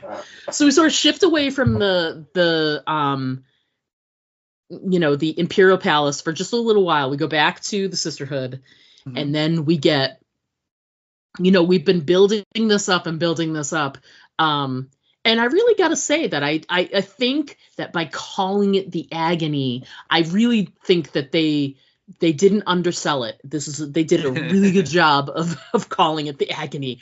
Because it was terrible to watch, this poor girl. So basically, she's also told, when she's told, oh, you can make a choice, it's up to you. I mean, it'll save us for forever, but it's up to you. You can say no. Yeah. What's she gonna do? Yeah, she's young, totally, she's impressionable, she wants, and also because Tula's the one that asked her. Right. She wants to impress Tula. She even said so. She looks at Tula like she's her mom. Right. Oh yeah. Again, so, that's Valia. That's Valia pulling the levers, pulling the strings. Yeah. So the big reveal about Lila is that she is descended from the original Reverend Mother Raquella. Yes. She's her great granddaughter, and I think she takes a lot of pride in that. I think but she's still a little scared about the Agony. Well, why wouldn't you? It's all in the title, really. It really is. Could we have named it something else? Could we have named it the Irritation? The Trials, or the Pinprick, or the whatever. The itchiness. Yeah. The red skin, something. We should point out that the whole point of the Agony is if you go through this ritual, and it allows you to kind of sync up with the minds of your your elders, people who have Yeah. passed away. Kind of like, again, going to Star Wars, it's like the Jedi, they appear as the little glowing guys, right? Although this is much more internal. It's going to be, she's going to like go into a trance and then kind of, be able to link up with them. And the idea is that they're going to be able to talk to Raquella and hopefully get more information about this crazy prophecy that she gave on her deathbed about this reckoning that's coming, right? Right. And so far, like, the only thing they have is like it involves fire and burning, and again, Kasha literally burned up, the kid burned up, so maybe this is it. We need to know more, and so that's what's going on. So and you're right. Literally, Tula's like, we need to get this information, and if not, we're probably all going to die horribly. But it's totally your choice. Yeah, don't feel like have it be said that I forced you. That's right. It's, again, if you don't do it, all dead. But up to you. Go ahead. Yeah. And so so she decides to go through with it. And what do? They poison her or something, right? Mm-hmm. And then she has to like neutralize the poison with the power of her mind, and somehow that opens up the doorway to connect, via the undead internet with her descendant or her elders. Yeah. Right. In absolute nutshell, that's exactly what she has to do. And and she's at first she's doing really good. Yeah. She's fighting them off. It's a little scary at first. There's a lot of shouting. She's very scared. And the thing is that she's in sort of this, I guess you could call it like an underworld. It's basically, it looks like it's the palace of the sisterhood, or the building. It looks very similar, but she's walking around and there's all these ghosts and ghouls that are around. And at first she's sort of fighting them off, and then one of them is Raquella. So Raquella is talking to her, and when she does, her voice goes through Lila. So in real time, Lila herself, while she's laying on the table, is speaking the words of Raquella. Now, a little backstory: when they tell her about her parentage, that she is descended from Raquella, and then they ask about her mother, and they said, "Oh, she died in childbirth." And that's not what happened at all. No, it's not. So, and also we should point out that one of the things Tula is arguing with Valia about doing this is that if you do that and she connects, there's no telling what information is going to come out. And she looks at Valia and says, we both know that there are things that were done, secrets that and stuff. We do not necessarily want to come out, particularly the killing of Dorothea. Right. Yeah. I don't think that was common knowledge. And literally Valia's like, hey, we got to roll the dice. If it comes out, it comes out, whatever, and thinking, of course, that it's not. But keep that in mind. Yeah, exactly. So they lied to her. They withheld all of the truth, as it were, if you want to couch that. Mm-hmm. So she's talking to Raquella, and things are going well, and you're feeling sort of like, this is good. And then things take a turn, because she's like, oh, my mother is here, and this is the part where I'm not clear, because if she's Raquella's great granddaughter or great great granddaughter, I can't remember, then that means that Dorothea was Dorothea her mother, or was that her grandmother? Again, I've watched this a couple times. I watched this episode twice, and I am also a little confused, because this is what I think now. I think that she was not actually related to Raquella. I think that was the lie, but she was seeking her out, and I think she was Dorothea's child. Okay. And so Dorothea then is like almost like pretending to be Raquella, and is talking about the prophecy and stuff, because if you notice, she kind of morphs into Dorothea. Okay. And that's when she kind of spins around Lila, so she's behind her, and she's, again, Lila's this teeny little mouse of a girl, and she's kind of hulking over her, and she then kind of goes, they lied to you about your mother, and then she like literally tells what does it speaking through Lila, she basically tells that, announces that, I've been waiting a long time to get even with you guys for killing me. Yeah, and exactly. And then at that point, Tula's like, Lila, get out. It's like the call's coming from the downstairs extension. It's calls coming from inside the house. Yeah, it's like, get out. And of course, the Dorothea kind of throws her down to the ground of this cave there, the underworld they're in, and literally all of the other ghosts or ghouls just like jump on her. They pounce on her, and they just, it's almost like she's like a piñata, and they're just like ripping her apart. She's and then in the real world, she like dies right there on the table, and she's holding that like weird claw carved thing, and she drops, it falls out of her hand because she's dead, and her head kind of rolls to the side, and she has that dead stare. She gone, she dead. And so I took away from that she was Dorothea's daughter, and this woman, the spirit, is so pissed at what happened to her that she wants to see Valia fail and fall so much that she's willing to kill her child to do it. Again, super, super committed people in this show. Yes. Yeah, very committed to their cause, so much so that they're willing to sacrifice. And it's interesting because Valia was willing to sacrifice Lila, and Dorothea was willing to sacrifice her as well. So that's, yeah. But again, I do not know if that's true. That's just my interpretation. I think once we get a little bit past this episode, maybe tomorrow, maybe on Turkey Day coming up, I'm going to do a little internet searching and see what other people are saying about it. Maybe I'll read something that I'll go, oh yeah, that's what it was. Yeah. So we'll have to see. But I don't know. When you watched it, what was your first initial idea?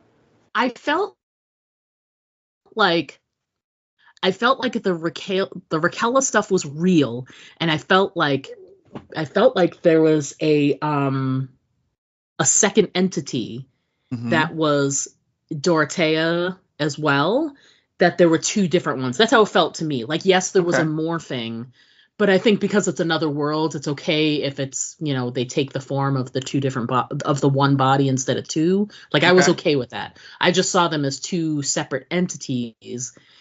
And I think the only thing I'm confused about is I think Lila is related to them. I just don't know where the parentage is. So I just am curious about that, because I think if Lila wasn't related, she wouldn't have been able to call them or link up with them. Exactly. In some way. Now, maybe it's not related the way that we were told. It could be something else. But I think that there's definitely a kinship of some kind.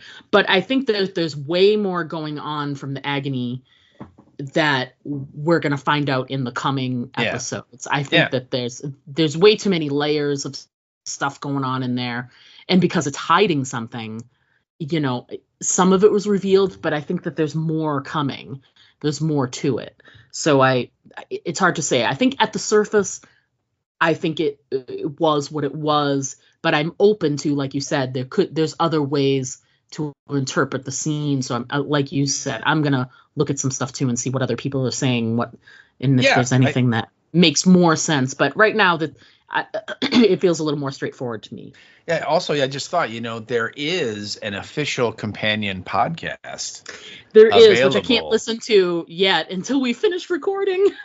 I know, but I'm just saying that maybe the episode 2 podcast will the showrunners or the people that are doing it will give us a little more insight into it. But and what's great about when they do those HBO ones is they usually have, like you said, the showrunners or like actors or folks that were writers or people directly involved in the episode that might be able to speak to a theme or a story or an arc or something like that, and clearly what happened to Lila is such a large part of episode 2. Oh yeah. And what's great is while that happens, the moment with Lila is happening, she's in the agony, no pun intended. But at the same time, Lila is at Secunda Solusa, whatever we're calling it, and she is also being challenged as well. Yeah. So like right at the same time, she's shown up and talked to the Emperor and da. And she's just like, I need to go talk to Desmond to find out what the hell's going on here. She wants to interrogate him.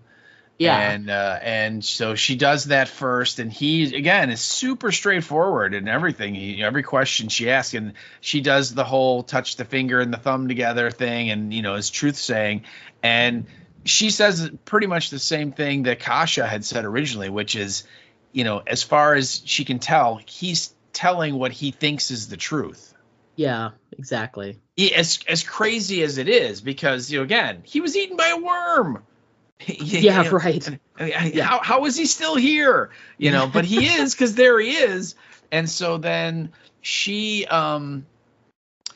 like goes off because we find out that she leaves the palace because we find out that the Sisterhood has kind of been encouraging the rebellion on Arrakis to make the Emperor weak. We kind of talked about that when we talked about episode 1. And so more layers and layers. Yeah. And so she's like, okay, we gotta, now because the kid's dead and the marriage is obviously not going to happen, we have to prop up the Emperor and make him a little stronger so he doesn't fall, right? And then our plans are totally gone because, again, all of our hopes are on the princess becoming, the Empress, right? So she goes to the same bar that the princess and the prince went in episode 1 to get all messed up on spice, and she talks with the bartender, and we find out that she is directly involved with all of these insurgents, and she's like, she tells the bartender, she's like, okay, I need the names of everybody because we're shutting it down.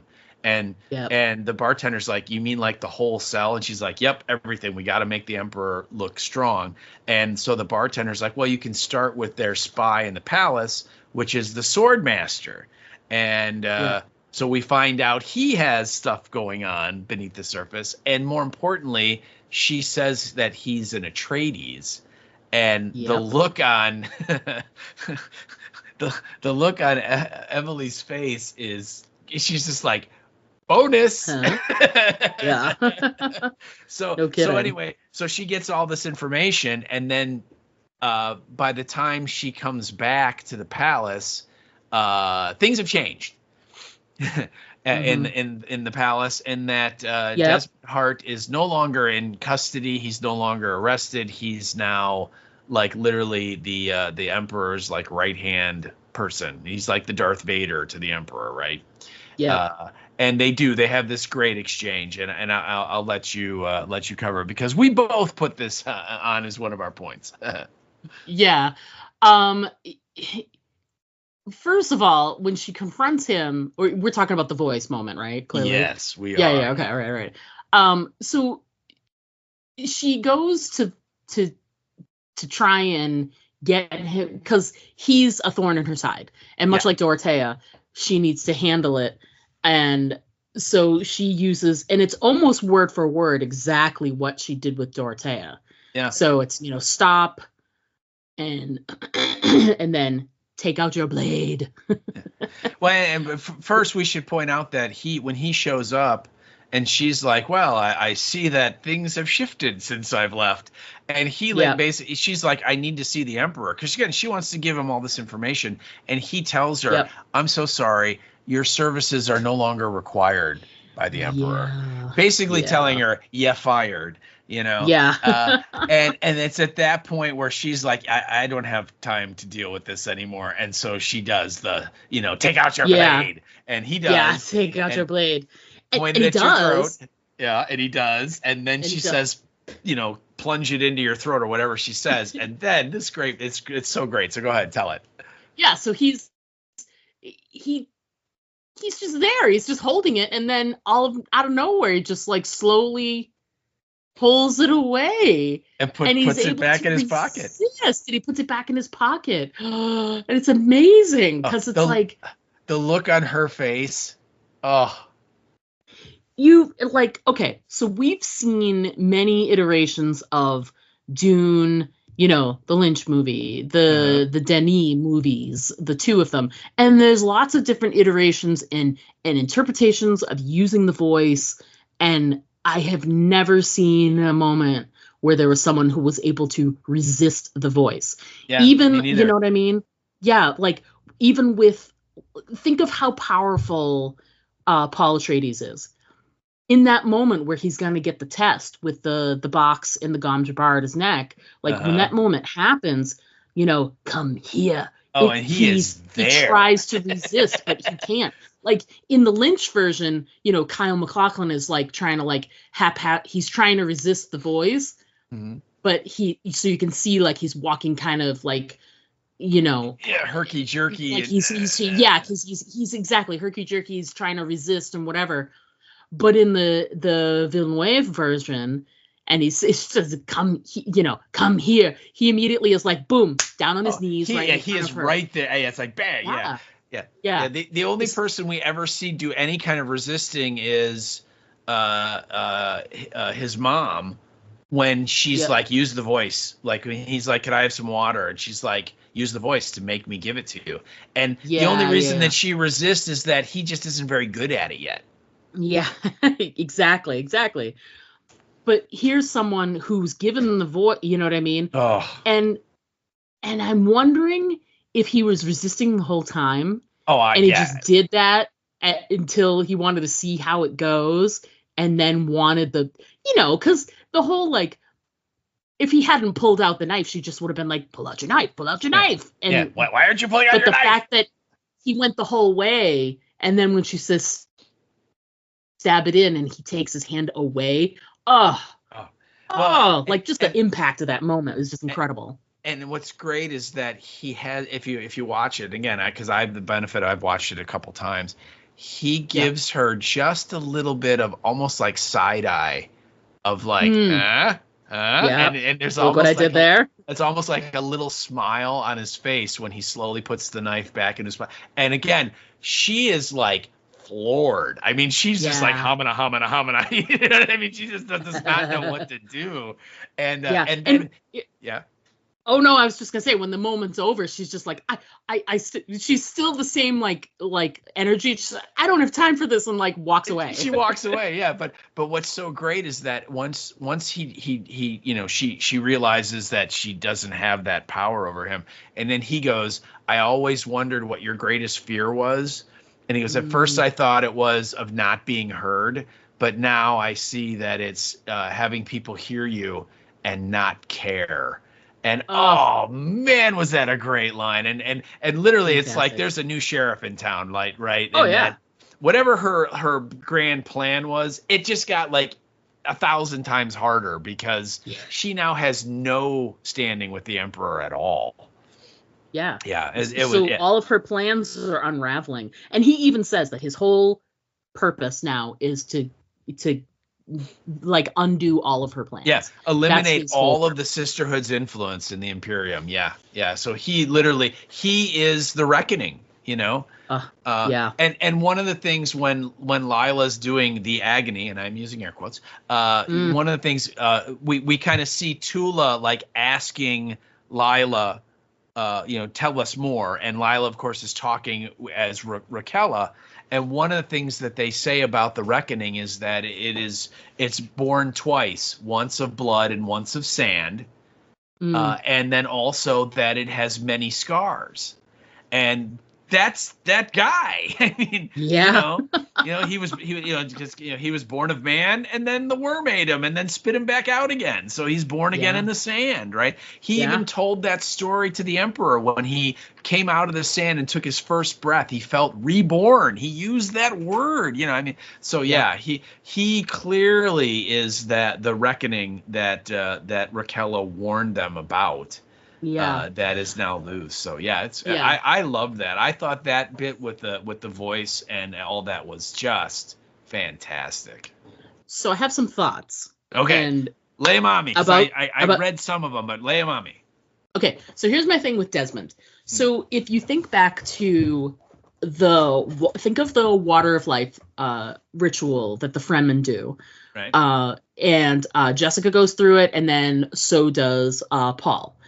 Now, the water of life it's extracted from, it comes from the bile of the sandworm, and bile is in your, it's in your stomach, it's in your digestive area, right? Yes, right. And Desmond was swallowed by the worm and then somehow was released in some way. We don't know how yet. Pooped out. You can say it. So Pooped yeah, out. he came out the poop hole. But here's the thing. If he was in the stomach, could he have ingested what is the bile that becomes part of the water of life? So could he have gone through the water of life ritual? Because he even said he wanted to not feel anymore. Right. And Jessica and Paul have shown that ritual is painful. It's kind of like the agony. You know what I mean? Yep. And I'm curious if that's part of, did they say what was the thing they put into her eye?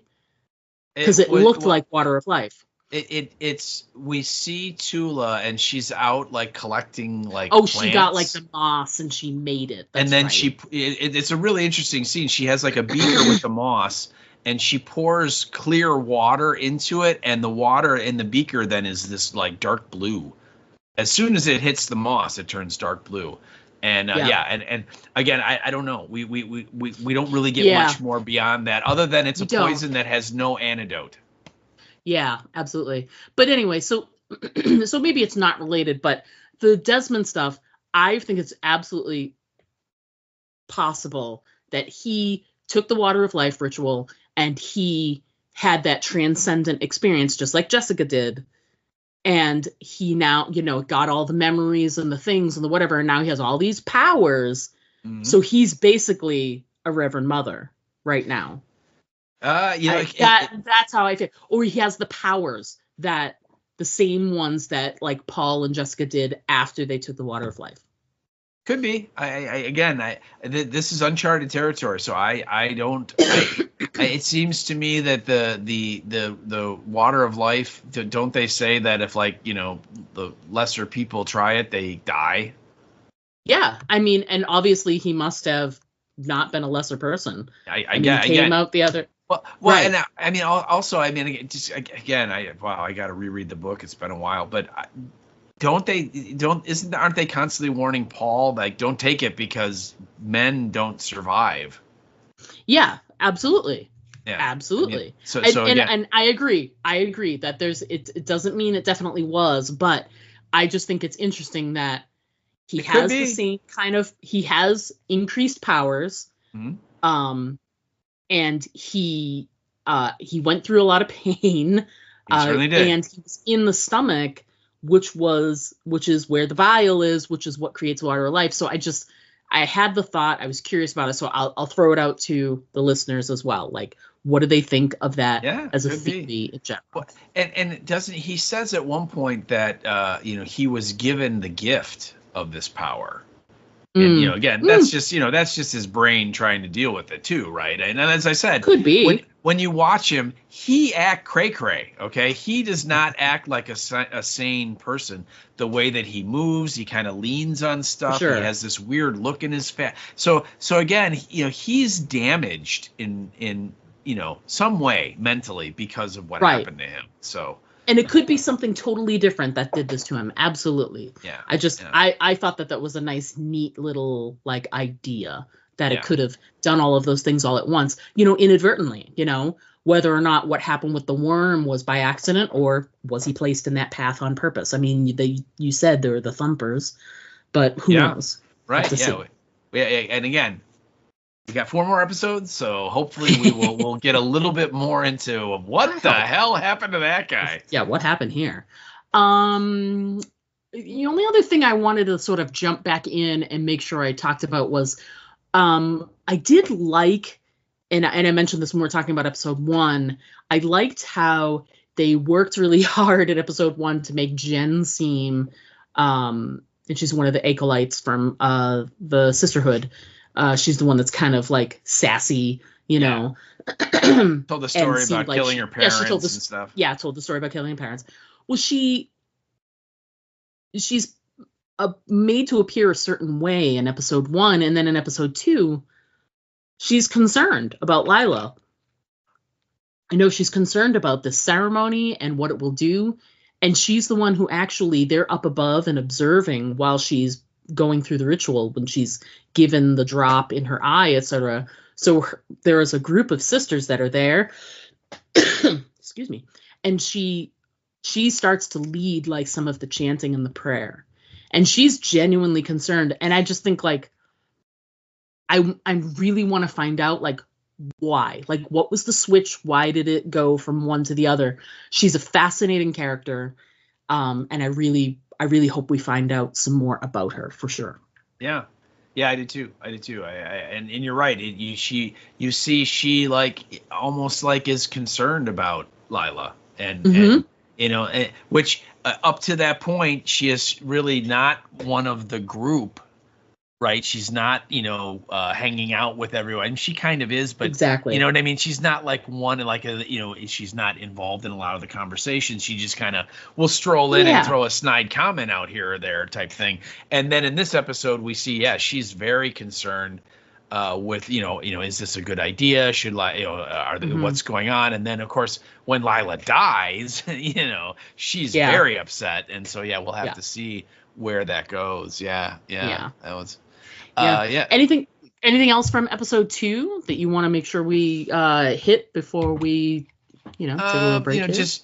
The only thing is that we didn't really mention it, but when Valia goes to Salsa Secundus to see the Emperor, she takes Sister Theodosia with her. Yeah. And the idea is Valia and Tula kind of go through all of the acolytes, and they are trying to figure out like who would be the best one to pair up with the princess that will help get the princess to, you know, join Team Sisterhood, and, you know, that they can control, and they kind of run through everybody, and they pick her, and they said that she, you know, they can control her because of her backstory, which we do not know what it is, but also she is someone that the princess will like and bond with and everything. So she goes with her, and the idea literally, because of course the kid's dead and the marriage is off, and they don't even know if she's still going to want to go to the sisterhood at the school and all this. So her instructions from Valia are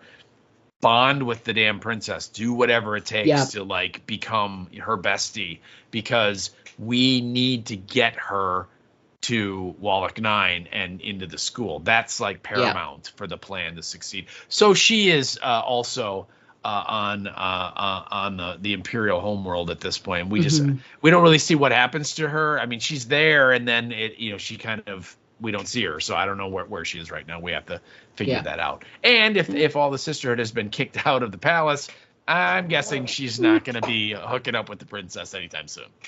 Yeah, probably not. Not so much.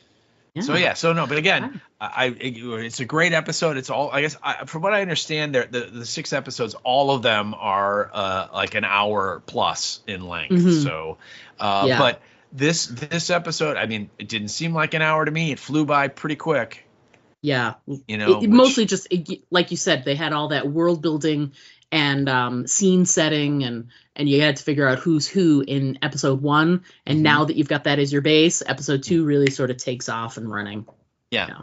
The only other thing I would say is that there was another great scene where the Duke comes in, and he's basically threatening the Emperor, and he's just like, you know, I'll go take Arrakis, and I'll take over. I'm gonna like crush you like a bug.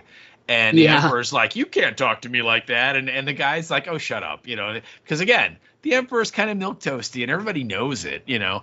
And so literally Mark Strong like looks, and he kind of nods. And so Desmond Hart walks in, and the Duke turns around, and he's like, who the hell are you? And then he's like, oh, you're that guy, you know. And so then the Emperor kind of nods, and so he like gives him the burning thing, and like the Duke starts like his skin starts burn, you know, turning black, and he's like, ah, and like his wife is like, stop it, you know, and he falls to the ground, and he's like just about getting to the point where he's probably going to die, and then the Emperor kind of gives the okay, you can turn it off now, and Desmond Hart apparently has the ability to do that and stop it and pull it back, and so the Duke is alive, but he's like seriously messed up with like burns all over his face and his arms and stuff, and the Emperor's like, go home, bury your son, and all the stuff that happened here we're never going to talk about again. Yeah. but I love it. It's really a very like, which is weird considering like he's been such a sort of milquetoast guy that his final interaction with the Duke is very much like, I'm in charge. Yeah. Forget everything that happened here. Get out of here. Goodbye. Yeah. You go deal with your business. I'm going to take your fighters and use them because that's the plan. And but again, it's great because here the Emperor now feels like he has the advantage because he has this weapon. He has this this thing in Desmond that is extremely powerful. Yeah.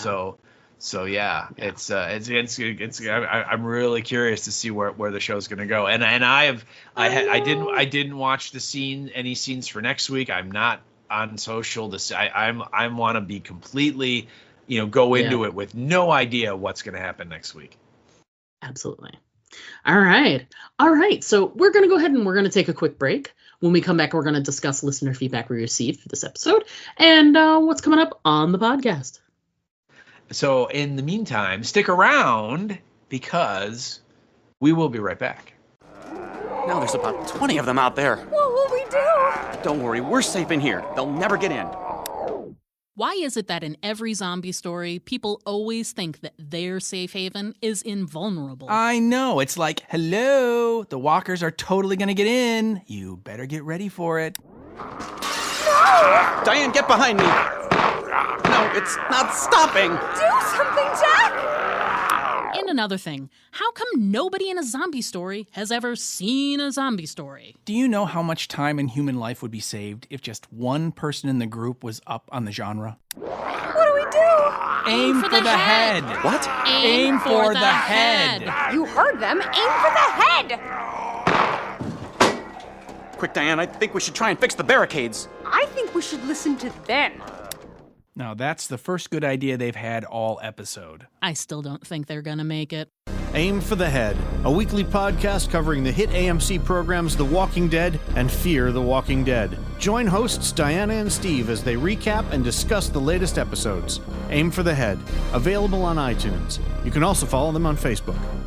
Hey there, this is Greg Nicotero, and you're listening to Aim for the Head podcast with Diana and Steve. And don't forget to always aim for the head, because body shots, they really just don't work. Hey, everybody, we are back. We're going to jump right into our feedback we received for this episode. And I will go ahead and take it away. So first up, we got some feedback on episode 1 from our pal Erica Price via the Facebook. Hey, Erica, thanks so much for writing in. We're glad you're watching the show. Hey, Erica, how are you? And it's not like, we might not die, but it would be really good for our survival if you would just give us feedback every week. Yes, it would really be nice. We would really appreciate it. We'll do a little Lila moment here. If you could just give us feedback every week, that'd be great. We're just kidding with you, Erica. Sorry. So for episode 1, Erica writes, so this opening sets the stage for Harkonnen versus Atreides rivalry. But is Valia's version actually the truth? This is true if you think about it. Valia's the narrator of a lot of this stuff. So is she a worthy, she a trustworthy narrator? Who knows? Well, remember she talks about the difference between history and prophecy, and then she says history records that the Atreides guys won the battle. Right.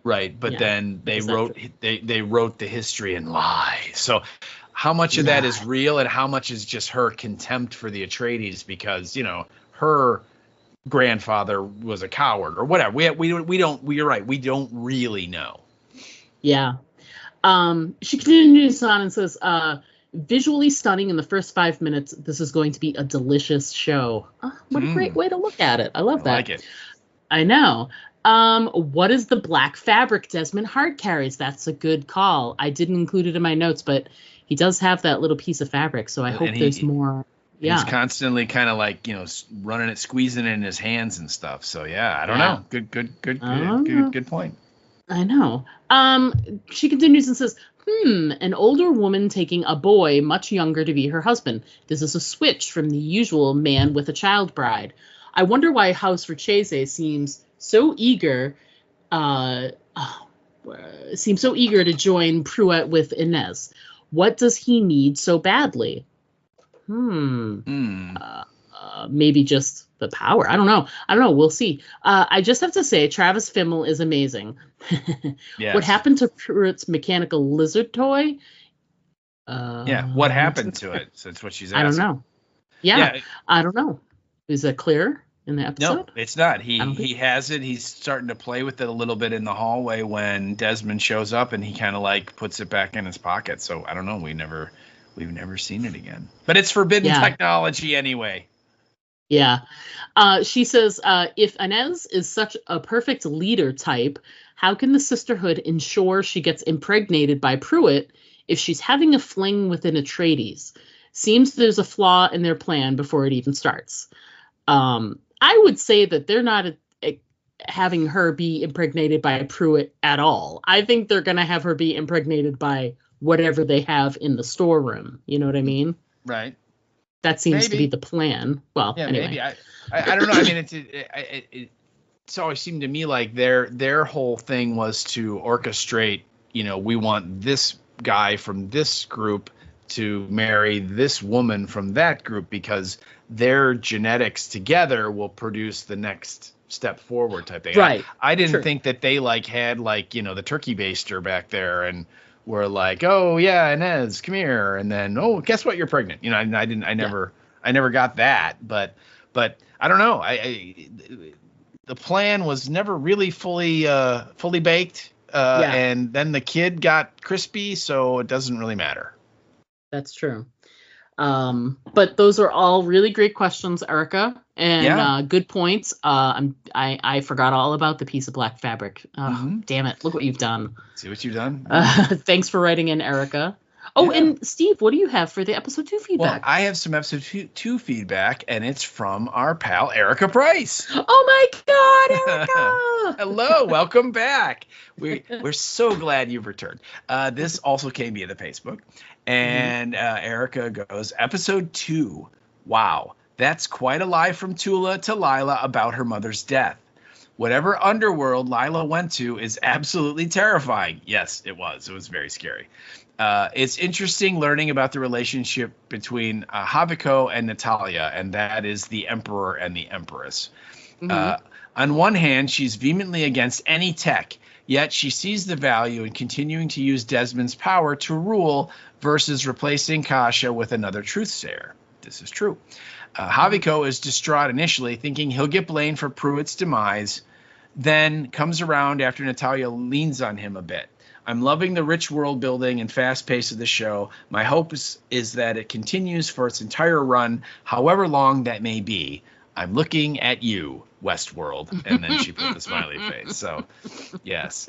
Again, remember, season 1 of Westworld ended, and we were like, wow, this is going to be amazing when they do season 2. And, season 2 was okay. I'm not saying it was terrible, but did it ever really recapture, the feelings of season 1? No, it really didn't. No, it didn't. So it didn't.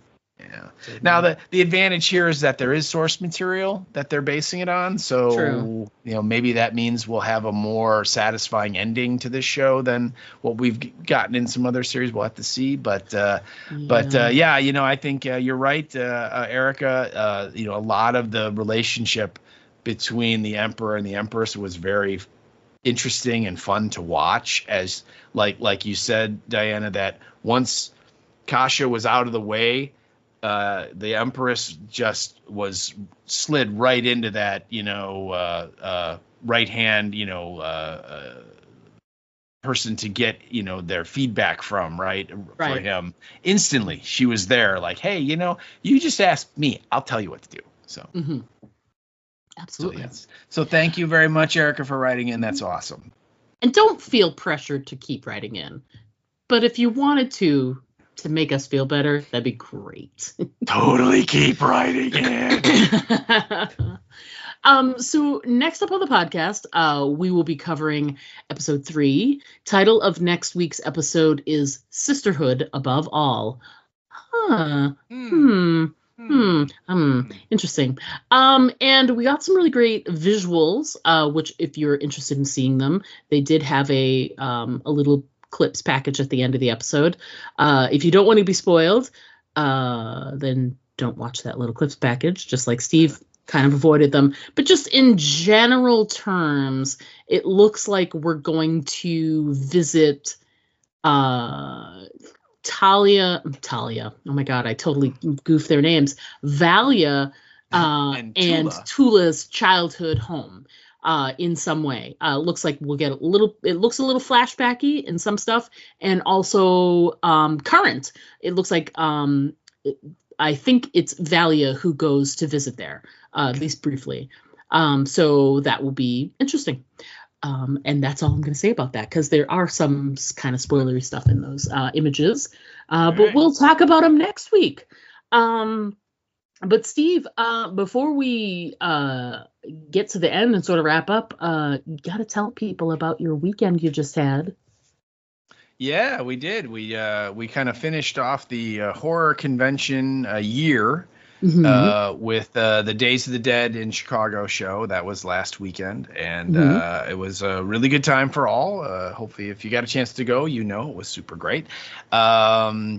For myself personally, I got to meet several people that were very interesting and fun. I got to meet from the 2004 Brendan Fraser The Mummy movie, Oded Fair and Patricia Velasquez, and they were unbelievably pleasant and nice people, and Patricia Velasquez told some really interesting stories about it took 10 hours for her to be made up as Anck-su-namun.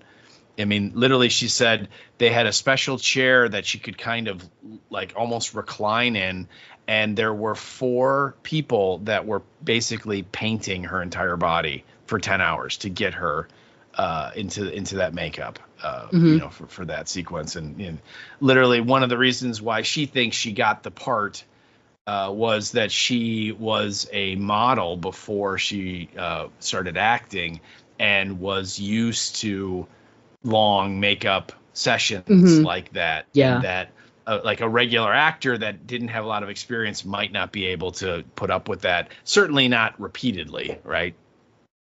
So she was really great, and Oded Fair was wonderful, and talked obviously about this movie, but he also talked about a lot of the Star Trek stuff that he's been filming now. That is, some of it's has come out, a bunch of it is going to come out, and he was, it's like he couldn't really talk about it because it hasn't come out yet, but you could just tell he was super excited about it. He kind of had that like, oh, I wish I could tell you, So that was great. And again, really charming guy. And then I met Rebecca Gayhart, who I had her sign a poster for Urban Legends, which is a very campy, wonderful horror movie from the aughts. And she was again super nice, and she was right next to Julie Benz. And the two of them were in Jawbreaker together, so there was a little Jawbreaker reunion, and so they were adorable, and again, could not have been nicer. And then finally I met Dana DiLorenzo. Dana DiLorenzo is in Ash vs. the Evil Dead, which is a series. I know you have not watched it yet, but at some point we should explore that, because it is it's the Evil Dead, but in series form, so it's just as gross and funny. And Bruce Campbell is the man, and Dana DiLorenzo plays one of his companions, Kelly Maxwell, and she is a crazy woman and is just a riot and super fun. And I did a photo op with her, and I brought in a replica of this puppet that is in the series that looks kind of like Bruce Campbell. And I walked up to her for the photo op, and I said, "Hey, how you doing?" And she said, "I'm all right." And I said, "I was really hoping that you could put the puppet on your hand, and I was gonna say, and then we could like look like we're scared of it." But I didn't get that out because after a hand, she interrupted me. She goes, "Oh, you were thinking, were you?" And I was just like, "Uh-oh." And then she's like, "It's going to be great." So then we took this crazy picture, which is really funny. And we'll put it up on socials. You guys can check it out. And she was a riot and very fun. And kind of a Chicago gal. She went to DePaul. So she wasn't raised here, but she spent some time in Chicago. And she's very good pals with Dave Dismalchian right now, which is a guy that we knew in the before time, before he became a super big movie star guy. Yeah. So that was kind of a weird kind of a connective tissue between the three of us, and that was really fun. So again, great show. We also met Alice Cooper, and he was delightful, and there was a ton of Terrifier people there, if Terrifier is your bag. And of course, all the crazy vendors and everything. It was a wonderful way to kind of close the convention year for horror stuff. And now we look forward to next year, Days of the Dead in March. So 2025. So there you go. Yeah. It's been a year, that's for sure. Mm-hmm. And speaking of closing out the year, if you're in the States like we are, we are just a mere 48 hours away from celebrating Thanksgiving. But you sure it's not tomorrow? I'm positive it's not tomorrow. I just want to make sure. I thought it was tomorrow. I was wrong. So you do got to go to work tomorrow. You know that, right? I do. Okay. I do. Stop saying it. I know I have to go. I don't want to go, but I have to go. So we're celebrating Thanksgiving here in the States on Thursday. So that's just under 2 days from now. And we just wanted to wish a happy Thanksgiving to everybody who will be celebrating. Hopefully you get a chance to have some time with family, friends, or by yourself, if that's what you want to do. Have some turkey or don't. But one thing's for sure, have a relaxing day and enjoy whatever it is you decide to do for the Thanksgiving holiday. We hope you have a good one. Absolutely. Yeah, absolutely. Happy Thanksgiving to everyone. Yeah. But that's going to do it for us this week, guys. We look forward to chatting about more Dune next week with you. But until then, as always, I'm Diana. And I'm Steve. Don't forget to always aim for the head. Because the body shots, they just don't work. To send us an email, write us at aimfortheheadpodcast@gmail.com. And our Twitter handle is @AFTHpodcast. Pictures and video are always welcome at our Instagram account, Aim for the Head Podcast, all one word. But the best way to keep in touch with us is to just like our Facebook page to get all of our updates in your feed.